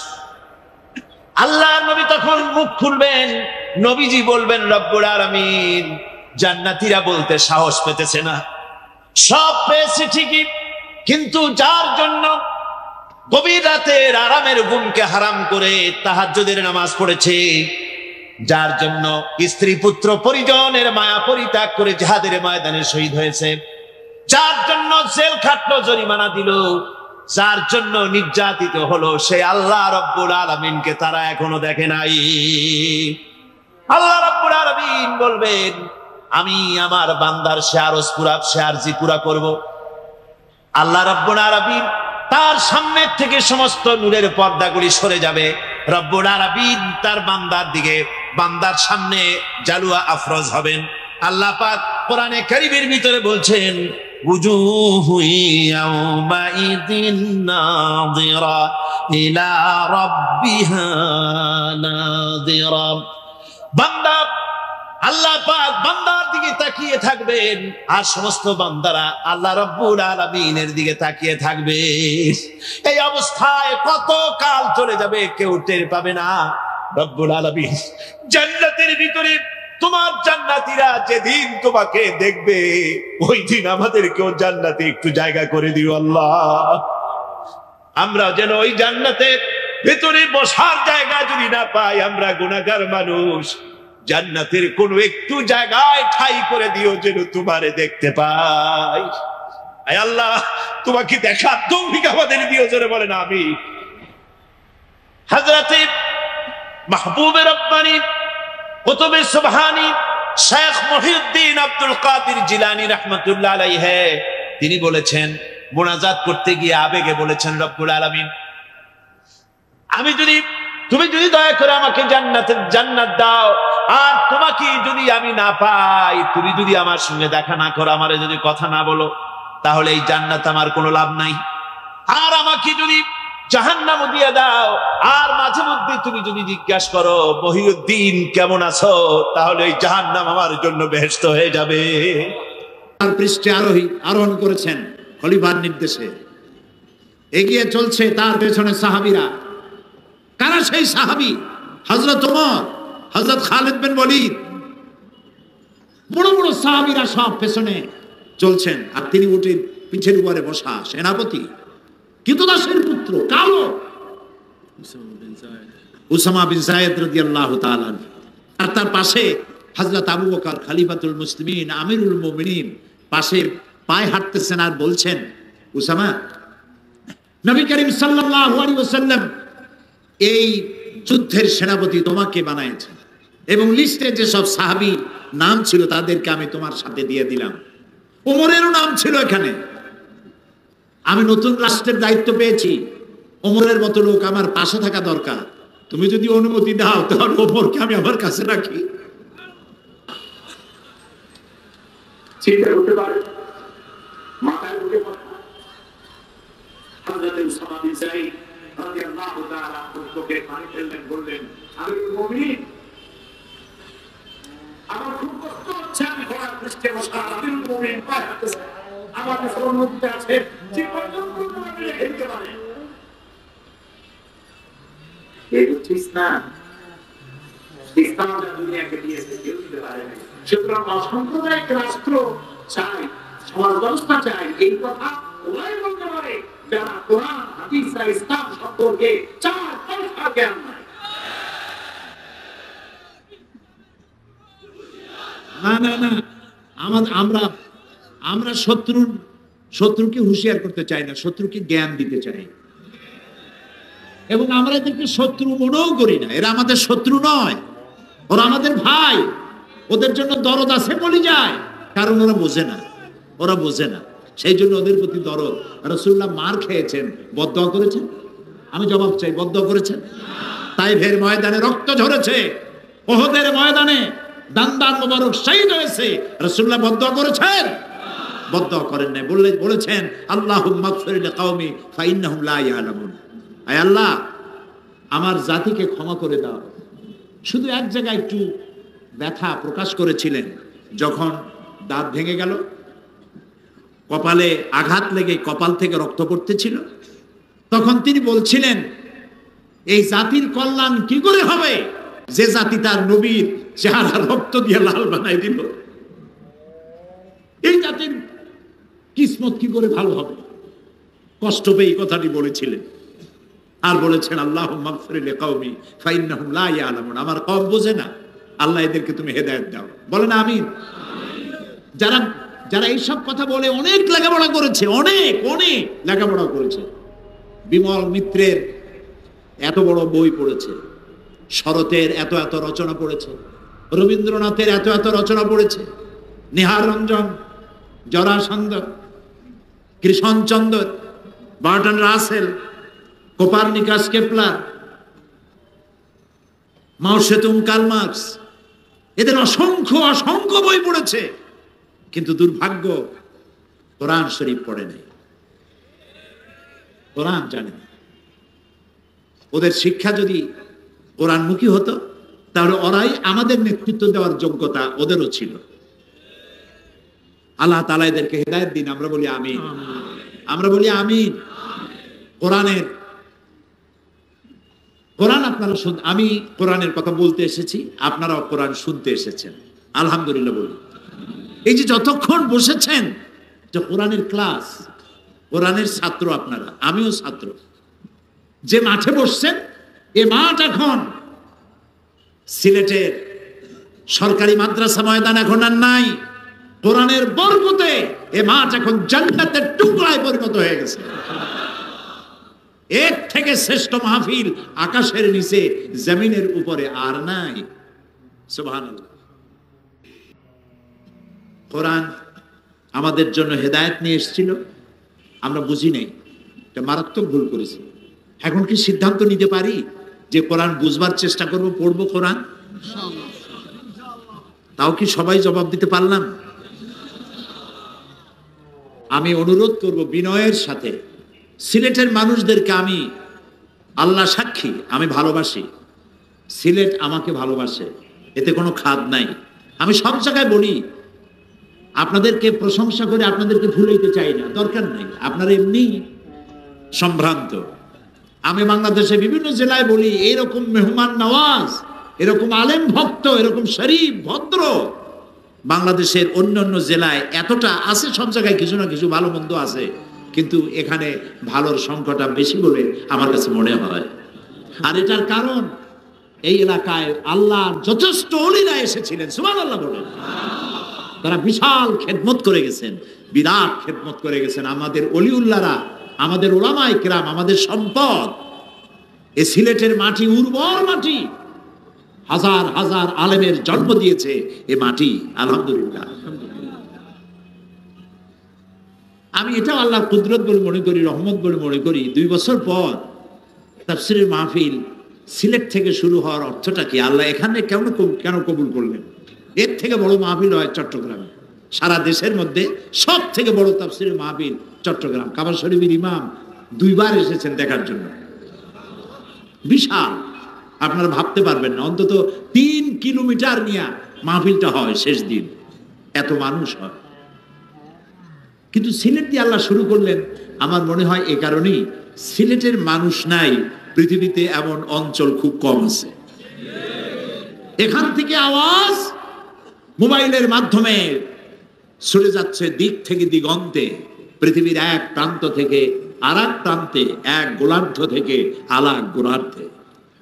গত রাত্রেও কাবা শরীফ থেকে, মদিনা মুনাওয়ারা থেকে আমার কাছে টেলিফোন করেছে, সিলেটের মাহফিল হচ্ছে তো, তারা এই মাহফিলের জন্য তাওয়াফ করেছে, দোয়া করেছে। লন্ডন থেকে উদ্গ্রীব হয়ে আছে, সিলেটের মাহফিল হচ্ছে তো, আল্লাহ তাআলা করে দিলেন। সুবহানাল্লাহ, রব্বানা লাকাল হামদ বলেন, রব্বানা লাকাল হামদ। আলহামদুলিল্লাহ, আল্লাহ শুকর। কোরআন শুনতে আপনারা এসেছেন।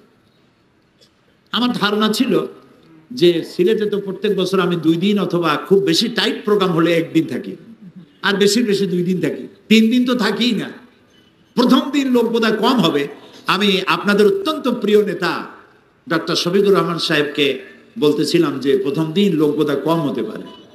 উনিও তাই চিন্তা করতেছিলেন, হয়তো বা তাই হতেও পারে। কিন্তু আমি দেখলাম দ্বিতীয় দিন অন্যান্য বছর যা হয় তার থেকেও বেশি লোক হয়ে গেছে।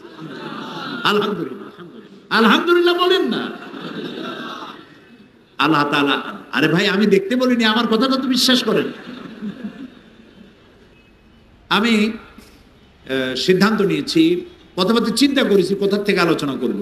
এ তো এক মহাসমুদ্র, এটা কি তাও কয়ে আসতে। মহাসমুদ্র বললেও ভুল হবে। মহাসমুদ্রের তলদেশে যাওয়া যায় না? আরে মহাসমুদ্রের তলদেশে যাইতে না পারলে টাইটানিক আবিষ্কার হইল কেমনে? যাওয়া যায়, কিন্তু এটার তলদেশে স্পর্শ করা যায় না। আল্লাহ রাব্বুল আলামিন বলেন, قُلْ لَوْ كَانَ الْبَحْرُ مِدَادًا لِكَلِمَاتِ رَبِّي لَنَفِدَ الْبَحْرُ قَبْلَ أَن تَنفَدَ كَلِمَاتُ رَبِّي وَلَوْ جِئْنَا بِمِثْلِهِ مَدَدًا। হে নবী, আপনি বলুন, তামাম পৃথিবীর সমস্ত পানিগুলি যদি কালি হয়ে যায়, আর তাই দিয়ে যদি আমার রবের কালিমার লেখা, কালেমার ব্যাখ্যা লেখা যদি শুরু হয়ে যায়, আর কালিগুলি যদি ফুরিয়ে যায়, আবার যদি দরিয়াগুলি কালি দিয়ে ভর্তি করে দেওয়া হয়, তাহলে লিখতে লিখতে সমস্ত পানিরূপ কালিগুলি সব শেষ হয়ে যাবে, আমার রবের কালিমার ব্যাখ্যা লেখা শেষ হবে না। যুগ যুগ ধরে এর তাফসীর হচ্ছে, ব্যাখ্যা হচ্ছে। কোন মুফাসসির আজ পর্যন্ত বলতে পারেন নাই যে তাফসীর আমি যা করছি this is the last and final, এরপর আর দরকার নাই, এইটাই শেষ। বলতে পারছে কেউ? পারে নাই। নিত্য নতুন তথ্য বেরিয়ে আসছে কোরআন থেকে এবং আসতে থাকবে। গোটা বিশ্ব উপকৃত হবে আল্লাহর কোরআন দিয়ে। আমি চিন্তা করেছি আমাদের কিছু ঘাটতি আছে। আমরা নিজেদেরকে দাবি করি মুমিন। আমরা নিজেদেরকে কি দাবি করি বলেন? মুমিন বলে দাবি করি। এখন মুমিনদের মুমিন হওয়ার জন্য যে সমস্ত কোয়ালিটি, বৈশিষ্ট্য থাকা দরকার, সেসব বৈশিষ্ট্যের অভাব আমাদের মধ্যে দেখা দিয়েছে বলে আল্লাহ তাআলা মাঝে মধ্যে আমাদেরকে বিপদে ফেলেন, শিক্ষা দেন। এই বিপদ থেকে উত্তীর্ণ হওয়ার জন্য আমাদেরকে কোরআন থেকে শিক্ষা নিতে হবে, মুমিনের বৈশিষ্ট্য অর্জন করতে হবে। সেজন্য আমি সূরা তওবার 112 নম্বর আয়াতটি বেছে নিয়েছি আপনাদেরকে বলার জন্য। এখানে কোরআনে কারীমের মধ্যে সূরা তওবায় আল্লাহ তাআলা মুমিনদের 8টি বৈশিষ্ট্যের কথা বলেছেন। আমি ধীরে ধীরে 3 দিন আসি তো, যদি আল্লাহ রাখেন বলেন আমিন। এই 8টি বৈশিষ্ট্যের কথা আমি বলবো। এই বৈশিষ্ট্যগুলি যদি আমরা অর্জন করতে পারি তাহলে আল্লাহ তাআলা আমাদের সুদিন আবার ফিরিয়ে দিবেন ইনশাআল্লাহ। বলি ইনশাআল্লাহ। আউযু বিল্লাহি মিনাশ শাইতানির রাজীম। বিসমিল্লাহির রাহমানির রাহিম। التائبون العابدون الحامدون السائحون الراكعون الساجدون الآمرون بالمعروف والناهون عن المنكر والحافظون لحدود الله وبشر المؤمنين। সূরা তওবার 112 নম্বর আয়াতে আল্লাহ তাআলা মুমিনদের 8টি বৈশিষ্ট্যের কথা বলেছেন। কয়টি? 8টি। জান্নাতের সংখ্যা কয়টি? এই 8টি বৈশিষ্ট্য যদি আমরা ধরে রাখতে পারি আমাদের চরিত্রে, আমাদের চিন্তায় চেতনায়, আমাদের মননশীলতায়, আমাদের চলায় ফেরায় ওঠায় বসায়, আমাদের লেনদেনে, আমাদের বক্তৃতায় বিবৃতিতে, আমাদের বিবাহ শাদীতে, আমাদের জীবন বৈচিত্র্যে, এই 8টি কোয়ালিটি যদি অর্জন করতে পারি, ধরে রাখতে পারি, অসম্ভব নয়, আল্লাহ তাআলা এরই বরকতে জান্নাতের 8টি দরজাই আমাদের জন্য ওপেন করে দিবেন ইনশাআল্লাহ। 1 নম্বরে হচ্ছে আত-তাইবুন, তওবাকারী। তওবাকারী, যারা তওবা করে, একবার না বারবার তওবাকারী। এখন তওবা কাকে বলে? তওবা মানে আমরা ধারণা করি তওবা মানে হলো গুনাহ মাফ চাওয়া। আসলে শব্দ সেটা নয়, অর্থ তা নয়। 2টি শব্দ এখানে, একটা হলো তওবা আর একটা হলো ইস্তেগফার। বলেন কি কি? তওবা আর ইস্তেগফার। তওবা শব্দের অর্থ হলো বিরত থাকা, বেঁচে চলা, স্টপ করে দেওয়া, বন্ধ করে দেওয়া, রুজু করা, ফিরে আসা। এ হলো তওবা শব্দের অর্থ। আল্লাহ তাআলা তার এক নাম হলো তাওয়াব। আল্লাহর এক নাম কি? তাওয়াব। যে তওবা করে সে রুজু করে। মুখালেফাত, তওবা মানে গুনাহ করা মানে মুখালেফাত করা, আল্লাহর সাথে, আল্লাহর আইনের সাথে বিরোধিতা করা, এটার নামই হলো গুনাহ। গুনাহ থেকে যে তওবা করলো সে রুজু করলো, মুখালেফাত থেকে মুওয়াফাকাতের দিকে আসলো। আল্লাহর বিধান অনুযায়ী চলার নাম হলো মুওয়াফাকাত। আর আপনি যখন বিরোধিতা করবেন সেটা হলো মুখালেফাত। আপনি যখন তওবা করলেন, রুজু করলেন, যিনি তওবা করলেন তাকে বলা হয় তায়েব। যিনি তওবা করেছেন তাই কি বলা হয়? তায়েব। একটা মানুষ যখন তায়েব হয়, আল্লাহ তার প্রতি তাওয়াব হন।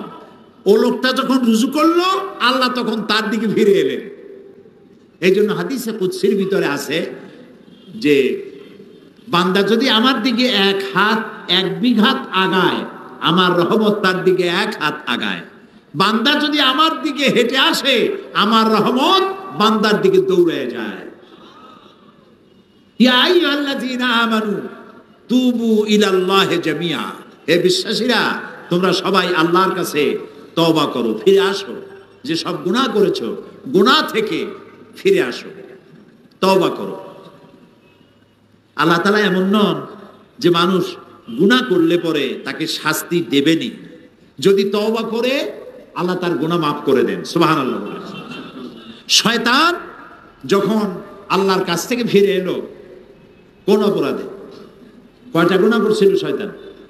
বলেন না কেন? একটা অপরাধ করেছিল। তো আল্লাহ তাআলা তাকে রাজিম করলেন, মরদুদ করলেন, বিতাড়িত করলেন। শয়তান বলল যে আদমের কারণে আমার সমস্ত ইবাদত পণ্ড হয়ে গেল, আমি সেই আদমের সন্তানগুলি সবগুলিকে ওয়াসওয়াসা দিয়ে জাহান্নামে নিয়ে যাব। আল্লাহ তাআলা ফেরেশতাদেরকে অর্ডার করলেন, আমার বান্দা যদি একটা গুনার নিয়ত করে, তার আমলনামায় কোনো গুনাহ লিখবা না, কিন্তু গুনাহটা যখন করা হয়ে যাবে একটার পরিবর্তে একটা গুনাহই লিখবা। কিন্তু আমার বান্দা যদি একটি নেক কাজ করার নিয়ত করে, কাজটা সম্পাদন করে নাই, শুধু নিয়ত করেছে, আমলনামায় একটি নেকি লিখে দিবে। সুবহানাল্লাহ বলতে ইচ্ছা করো। আর যখন নেক কাজটি সম্পন্ন হয়ে যাবে, আমার বান্দার আমলনামায় একের পরিবর্তে 10টা গ্রেস মার্ক, 10 গুণ বাড়ায়া নেকি লিখে দিবা। দুনিয়ার মানুষের শাস্তির বিধান দেখেন, কেউ চুরি করলো, ডাকাতি করলো, সে গ্রেফতার হলো, জেলে গেল, 6 মাস পর আবার বেরিয়ে আসলো, আবার অপরাধ করলো, আবার জেলে গেল, আবার বেরিয়ে আসলো, আবার অপরাধ করলো, আবার জেলে গেল। যতবার অপরাধ করবে ততবার জেলে যাবে, আর থানায় তার খাতায় ব্ল্যাক লিস্টে তার নাম লিপিবদ্ধ হয়ে থাকবে, দাগি চোর, দাগি ডাকাত ইত্যাদি। কিন্তু আল্লাহ রাব্বুল আলামিনের সিস্টেম ভিন্ন। মানুষ যদি গুনাহ করে বসে আর গুনাহ থেকে যদি তওবা করে, আল্লাহ রাব্বুল আলামিন বলেন, গুনাহ শুধু মাফ করি না, গুনার খাতা থেকে তার নামটা মুছেও ফেলে দেই। গুনার খাতায় তার নামও থাকে না। নবী করিম সাল্লাল্লাহু আলাইহি ওয়াসাল্লাম বলেছেন, কোন মানুষ যদি উট হারায় ফেলে, আরব দেশে উটের দাম কম না বেশি? অনেক বেশি। কারণ উট হলো মরুভূমির কি? ও তাও তো আপনারা জানেন, মাশাআল্লাহ। উট হলো মরুভূমির জাহাজ। এখন উট হারায় গেছে, মানুষটা কিরকম পেরেশান হয়। আল্লাহর নবী বলেন, উট হারা ব্যক্তি বহু খোঁজাখুঁজির পর উটটা পেলে পরে যতটা না আনন্দিত হয়, কোন গুনাহগার বান্দা গুনাহ থেকে তওবা করলে আল্লাহ রাব্বুল আলামিনের থেকে বেশি খুশি হয়ে যায়। সুবহানাল্লাহ। অফুরন্ত দয়ার ভান্ডার। আপনার আমার গুনাহ কদ্দুর? আপনার আমার গুনাহ যদি পাহাড় সমান হয়, আল্লাহর রহমত তো আকাশ সমান। আপনার আমার গুনাহ যদি হয় আকাশ সমান, আল্লাহর রহমত তো তার আরশ উচ্চে পড়েছে। আল্লাহ তাআলা বলেছেন, আমার রহমত আর আমার গজব দুটিতে কম্পিটিশন হচ্ছিল। এই কম্পিটিশনে, এই প্রতিযোগিতায় আমার গজব হেরে গেছে, রহমত জিতে গেছে। সুবহানাল্লাহ, সুবহানাল্লাহ। বলেন আল্লাহ, আল্লাহ, আল্লাহ, আল্লাহ। কি মধুর নাম। নবী করিম সাল্লাল্লাহু আলাইহি ওয়াসাল্লাম বলেছেন, আল্লাহ রাব্বুল আলামিনের কাছে 2টা ফোঁটা সব থেকে বেশি প্রিয়। একটা ফোঁটা হলো মানুষ যখন জিহাদের ময়দানে শরীর থেকে যে রক্ত ফোঁটা পড়ে, এটার গুরুত্ব আল্লাহর কাছে অনেক বেশি। আবার যখন গভীর রাত্রে বান্দা যখন চোখ দিয়া পানি ছাড়ে, গুনাহ করেছে বলে অপরাধের ফিলিংস উঠেছে, আল্লাহর কাছে হাত তুলেছে, চোখের পানি ফেলেছে, আল্লাহর নবী বলেন, অনুতপ্ত আর অনুশোচনা করে চোখের পানি নাকের অর্ধেক আসতে না আসতে আল্লাহ রাব্বুল আলামিন তার গুনাহ মাফ করে দেন। কত দয়া এ কোরআনে ভরা। যেখানে জব্বার, কাহ্হার নাম আল্লাহ ব্যবহার করেছেন, পাশেই ওদুদ, রহিম এ নাম ব্যবহার করেছেন। যেখানে জাহান্নামের কথা, বান্দা যেন ভয় না পায়, সাথেই আবার জান্নাতের কথা। সুবহানাল্লাহ। গফুরুর রহিম তিনি। সুবহানাল্লাহ বলেন, সুবহানাল্লাহ। আবারও বলেন সুবহানাল্লাহ, আবারও বলেন সুবহানাল্লাহ। কি দয়া তার। হাদিসে কুদসি আল্লাহ তাআলা বলছেন, কোন কওমের বদআমলের কারণে আমি যদি গজব দেওয়ার ইরাদা করি, এটা কি শোনাচ্ছি? হাদিসে কুদসি। আমি যদি কোন জনপদের মানুষের বদআমলের কারণে যদি শাস্তি দেওয়ার ইরাদা করি, ইরাদা, ইচ্ছা আর সিদ্ধান্ত, ফয়সালা 2টা এক জিনিস নয়। এরাদা করেছি, শাস্তি দেব, কিন্তু সিদ্ধান্ত নেই নাই। সিদ্ধান্ত নেওয়ার আগে, ফয়সালা নেওয়ার আগে যেই জমিনের শাস্তি দিতে চাই ওই জমিনের মানুষের দিকে আমি আর একবার ফিরে তাকাই। যদি দেখতে পাই গভীর রজনীতে আমার কোন বান্দা বা বান্দি সেজদার ভিতরে কাঁদতেছে, তেলাওয়াত করে কাঁদতেছে, আমার দরবারে দুহাত তুলে চোখের পানি গাল বেয়ে বেয়ে পড়তেছে, এই দৃশ্য যখন আমি দেখি আমার গজবের সিদ্ধান্ত আমি বদলাইয়া ফেলি। সুবহানাল্লাহ, সুবহানাল্লাহ। বান্দার চোখের পানি আমার গজবের সিদ্ধান্তকে বদলায় দেয়। সুবহানাল্লাহ। আল্লাহ তার রহমতকে 100টা ভাগ করেছেন। কয়টা ভাগ করেছেন? 100 ভাগ। এই 100 ভাগের একটি ভাগ ছড়িয়ে দিয়েছেন গোটা সৃষ্টি জগৎকে। সেই একটি ভাগের যতটুকুন পেয়েছে মুরগি, আপনারা মুরগি তো বলেন নিশ্চয়ই, তাই বলবেন না? একটি ভাগ পেয়েছে মুরগি, সেই মুরগির বাচ্চার উপরে আক্রমণ করতেছে চিল। মা মুরগি বুঝতে পারে চিল আমারে সরিয়ে নিয়ে যেতে পারে, তারপরেও বাচ্চাগুলিকে সিগন্যাল দেয়, একটা আওয়াজ করে, আর বাচ্চা বুঝতে পারে যে এই সিগন্যালের অর্থ কি। বাচ্চা পালায়, ডানার তলে আসে, আশেপাশে কোথায় পালায় যায়, বিপদ সংকেত। আর মা সিলকে তাড়া করে।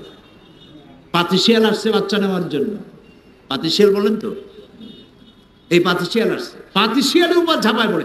আপনি মুরগির মালিক, ওর বাচ্চা ধরতে যান, দেখবেন আপনাকে কিভাবে মারে, ঠিক না? যেটুকুন মায়া সে পেয়েছে, 1 ভাগ সারা দুনিয়ায় দেওয়ার পর যেটুকুন সে পেল, ওই ভাগটা আমিও পেয়েছি আমার বাচ্চার জন্য আমার মায়া, আমার মায়ের জন্য আমার মায়া। এই যে Discovery, animal planet, national geography, এগুলি আছে না টিভিতে, এর মধ্যে একবার দেখতেছিলাম ছবি দেখতে দেখতে, এগুলি আমার খুব পছন্দের। এনিম্যাল প্ল্যানেটের ভিতরে দেখলাম যে একটা সিংহ সে হরিণের পালকে তাড়া দিয়েছে, হরিণ ঊর্ধ্বশ্বাসে দৌড়াচ্ছে। একটা বাচ্চা, হরিণের বাচ্চা, সে বোধহয় 1 দিন 2 দিন তার বয়স হবে, কি 2-3 দিন বয়স হবে, হাঁটতে দৌড়াইতে পারতেছে না, উঠতেছে পড়ে যাচ্ছে। সিংহ দেখলো সব হরিণ পালায় গেছে, ওই বাচ্চাটার কাছে আসছে। তা আমি মনে করছি বাচ্চাটা এখনই খেয়ে ফেলবে। বাচ্চাটা শুয়ে পড়লো, সিংহী বাচ্চাটাকে হাত দিয়ে এভাবে উঁচু করলো, সে দাঁড়াইলো, আবার পড়ে গেল। এবার ওই সিংহীকে দেখলাম বাচ্চাটাকে এইভাবে ঠেলতে ঠেলতে নিয়ে নিজের বাচ্চাগুলির কাছে নিয়ে গেল, যে কাইত হয়ে শুয়ে পড়লো। ওর বাচ্চারাও দুধ খাচ্ছে, হরিণের বাচ্চাটাও ওই সিংহের দুধ খাচ্ছে। সিংহের পশুত্ব মাতৃত্বের স্নেহের সামনে হার মেরে গেছে।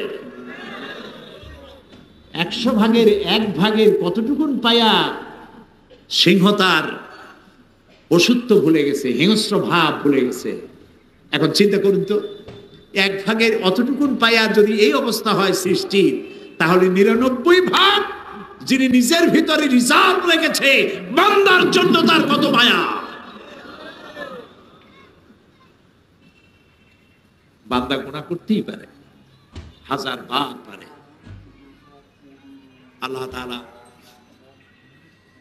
দিনের বেলায় তার হাত সম্প্রসারিত করে রাখেন যাতে রাতের গুনাহগারেরা মাপ চায়।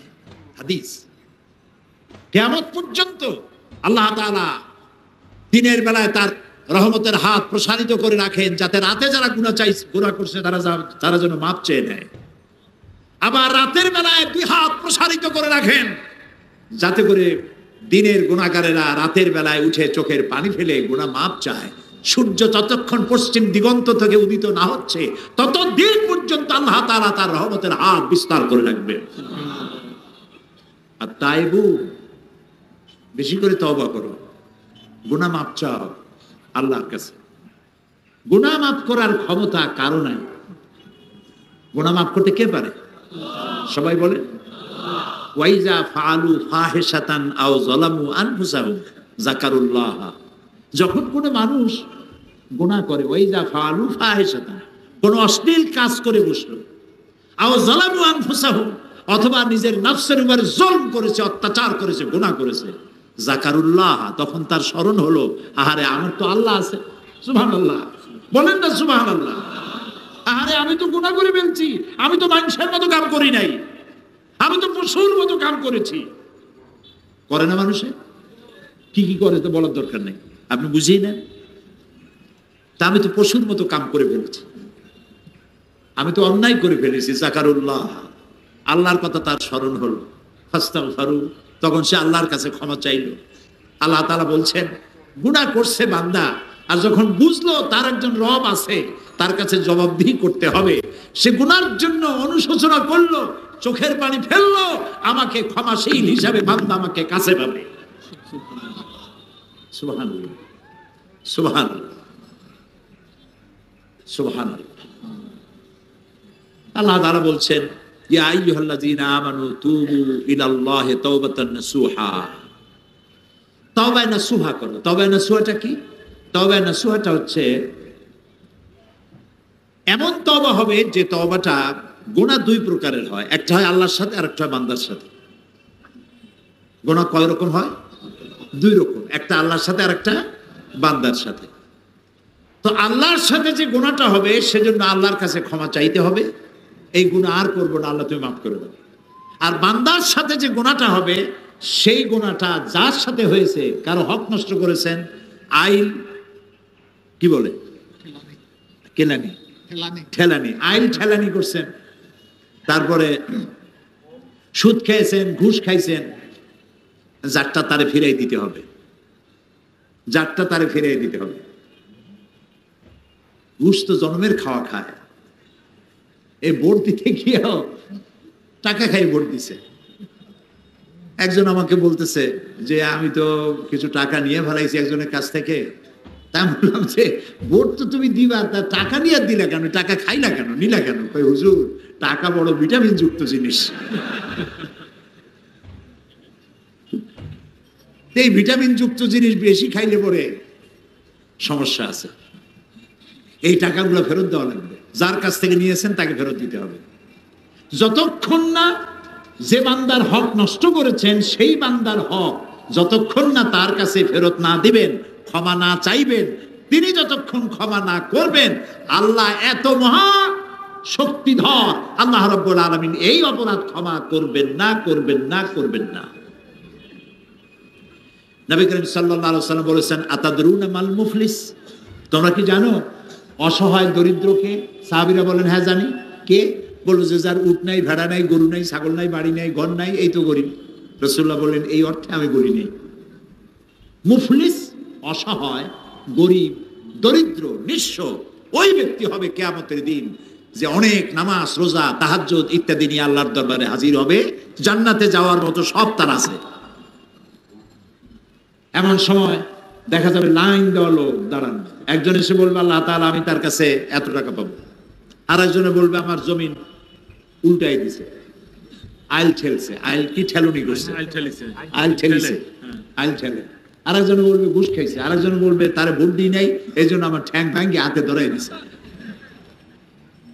এই নানান রকমের অভিযোগ নিয়ে হাজির হবে কিয়ামতের ময়দানে এই ব্যক্তির বিরুদ্ধে। তা আল্লাহ তাআলা এখন ওরে যদি বলে যে টাকা ফেরত দাও, ওর টাকা আছে ওখানে, ওখানে টাকা চলবে? আচ্ছা টাকা না চললে ডলার তো চলবে, পাউন্ড তা চলবে না। এখানে নেকি ছাড়া আর কিছু নেই। আল্লাহ তাআলা ফয়সালা দিবেন, ওর নেকি দিয়া ওর পাওনা মিটাও। তারপরে ফরজ গেল, ওয়াজিব গেল, সুন্নত গেল, নফল গেল, মুস্তাহাব গেল, যা যা সব কামাই করছিল সবগুলি দেনাদারদের দেওয়ার পরেও রাসূলুল্লাহ বলছেন যে তার পাওনাদার আরো বাকি আছে।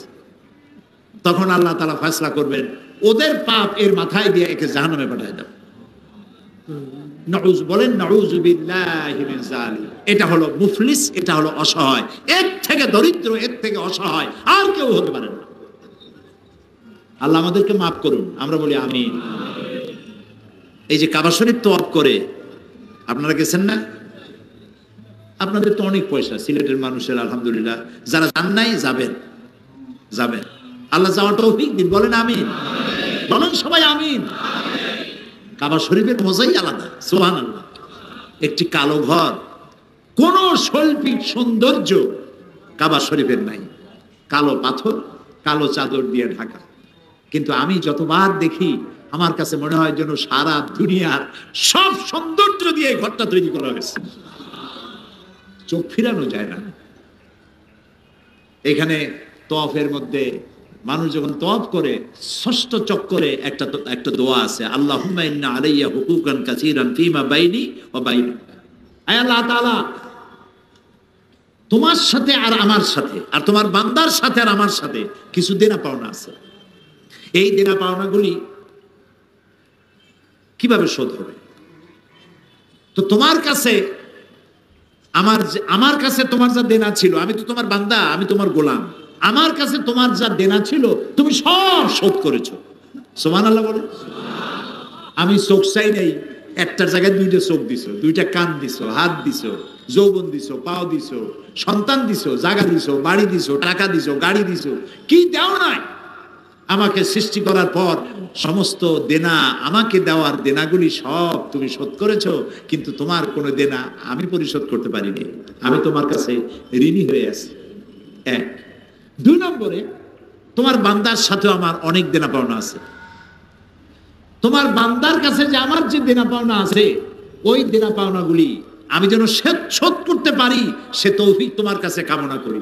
আর আমি যে তোমার কাছে দেনা হয়ে আছি, সেই দেনার শোধ করার একটাই পথ, তুমি দয়া করে আমাকে মাফ করে দাও।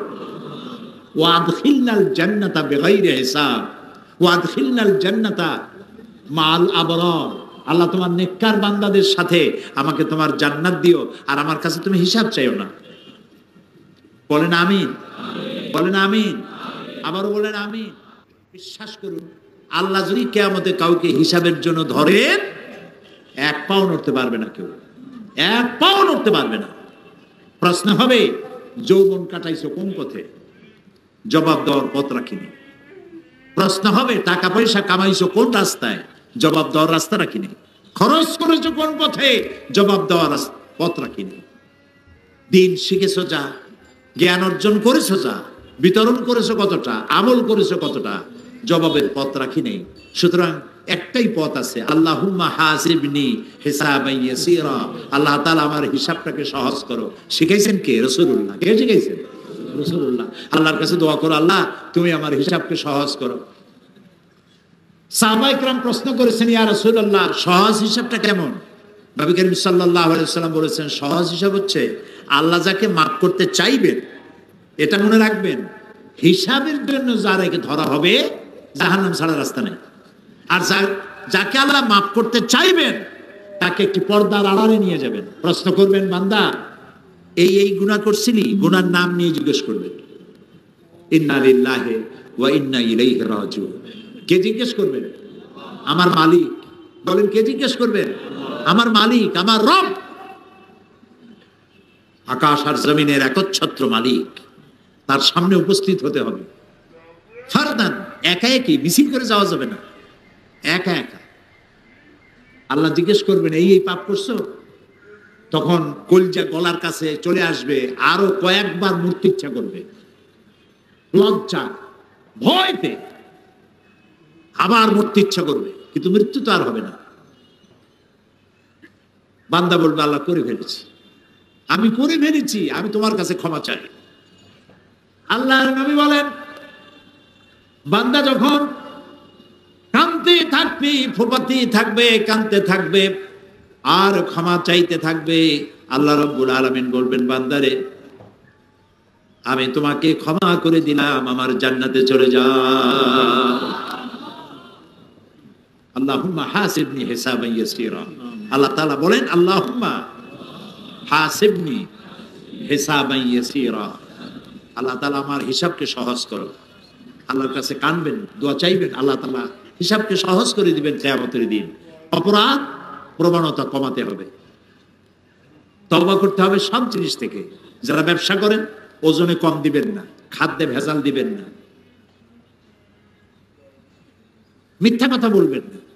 তৈরি হয়েছে বাংলাদেশে, বলতেছেন জাপানি, বলেন এরকম। দরকারটা কি? যেটুকু লাভ হয় এটুকুনি বরকত হবে। মিথ্যা কথা বলবেন না, ঘুষ খাবেন না। সরকার আপনাকে চাকরি দিছে, আপনার বাড়ি ভাড়া দেয়, টেলিফোন বিল দেয়, চিকিৎসার পয়সা দেয়, অফিস দিয়েছে, গাড়ি দিয়েছে, এরপরেও আপনি জনগণের কাছ থেকে পয়সা নেন কেন? সন্ত্রাসী কি শুধু বলা হয় যারা পিস্তল পিঠের উপরে বা বুকের উপরে পিস্তল ঠেকাইয়া যারা চান্দাবাজি করে তারাই কি শুধু সন্ত্রাসী? না, ওরাও যেমন পিস্তল ঠেকাইয়া, মূল উদ্দেশ্য তো টাকা নেওয়া, মূল উদ্দেশ্য কি? পিস্তল ঠেকাই কয় বাইর করেন, কি বাইর করবো, আছে তাই বাইর কর। তেমন পিস্তল ঠেকাইয়া টাকার উদ্দেশ্যেই পিস্তলটা ঠেকায়, পিস্তল ঠেকাইয়া তা চান্দাবাজি করা যদি সন্ত্রাসী তৎপরতা হয়, তাহলে ফাইল চাপা দিয়ে ফাইল আটকাইয়া টাকা আদায় করা এই অস্ত্র দিয়ে সন্ত্রাসী তৎপরতা চাইতো জঘন্য অপরাধ। অফিসের একটা ফাইল একটা টেবিল থেকে আরেকটা টেবিলে যেতে 14-15 দিন লাগে। কয় যে স্যার এই ফাইলও আজকাল একটু চাটা না হইলে ফাইল নড়ে না।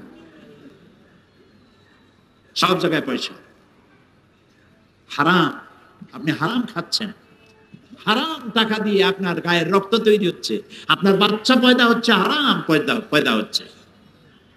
শান্তি নাই, শান্তি পাবেন না, ঘুম হবে না। সেই জন্য তওবা করার অর্থই না যে আপনি বারবার তওবা করতে থাকবেন আর অভ্যাস বদলাবেন না। কি বদলাইতে হবে বলেন তো? অভ্যাস বদলাইতে হবে। জমিনের আইল ঠেলবেন না। এই শহরে, সিলেট শহর ভালো, ঢাকায় খুলনায় দেখছি 1 বিঘা জমির জন্য সুপ্রিম কোর্ট পর্যন্ত দৌড়ায়। এখানে মনে হয় এগুলি করে না। আচ্ছা, আপনি যখন মরবেন কতখানি জায়গা পাবেন বলুন?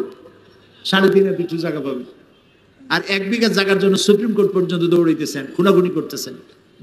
আহারে, কি বদবখতি! কাজেই জমিনের আইল ঠেলবেন না, চুরি করবেন না, ডাকাতি করবেন না, মিথ্যা বলবেন না, ওজনে কম দিবেন না, মানুষকে ভাগি দিবেন না। শিক্ষিত লোকেরা ভাগি দেয়। মানুষ বলে যে শিক্ষা যখন বাড়বে তখন অপরাধ প্রবণতা কমবে। এখন তো দেখি শিক্ষা যত বাড়তেছে অপরাধ প্রবণতা তত বেশি বাড়তেছে। রাস্তা কাঁচা, হাঁটতে পারি না। রাস্তা যদি পাকা হয় আর ইমান যদি কাঁচা হয়, রাস্তা পাকা ইমান কি কাঁচা। আর রাস্তা পাকা হয়েছে, আগে চুরি করতে গেলে তাড়া খাইয়া কাদার মধ্যে আটকে যাইতো, আর অমনি ঘাট ঠাইসে ধরা যেত কাদার মধ্যে। এখন তো রাস্তা পাকা, ইমান কাঁচা। বাড়িতে যা ছিল লুটপাট করছে, আপনি দেখার আগেই মোটর সাইকেলে চড়ে ভো করে চলে গেল, ধরতেও পারলেন না। ইমান যদি হয় কাঁচা, রাস্তা যদি হয় পাকা, এতে লাভ নেই। ইমানদারে আগে পাকা বানাইতে হবে। তার অর্থ এই নয় যে আমি উন্নয়নের বিরুদ্ধে কথা বলতেছি, উল্টা বুঝেন না। শিক্ষা যত বাড়তেছে অপরাধ প্রবণতা তত বাড়তেছে।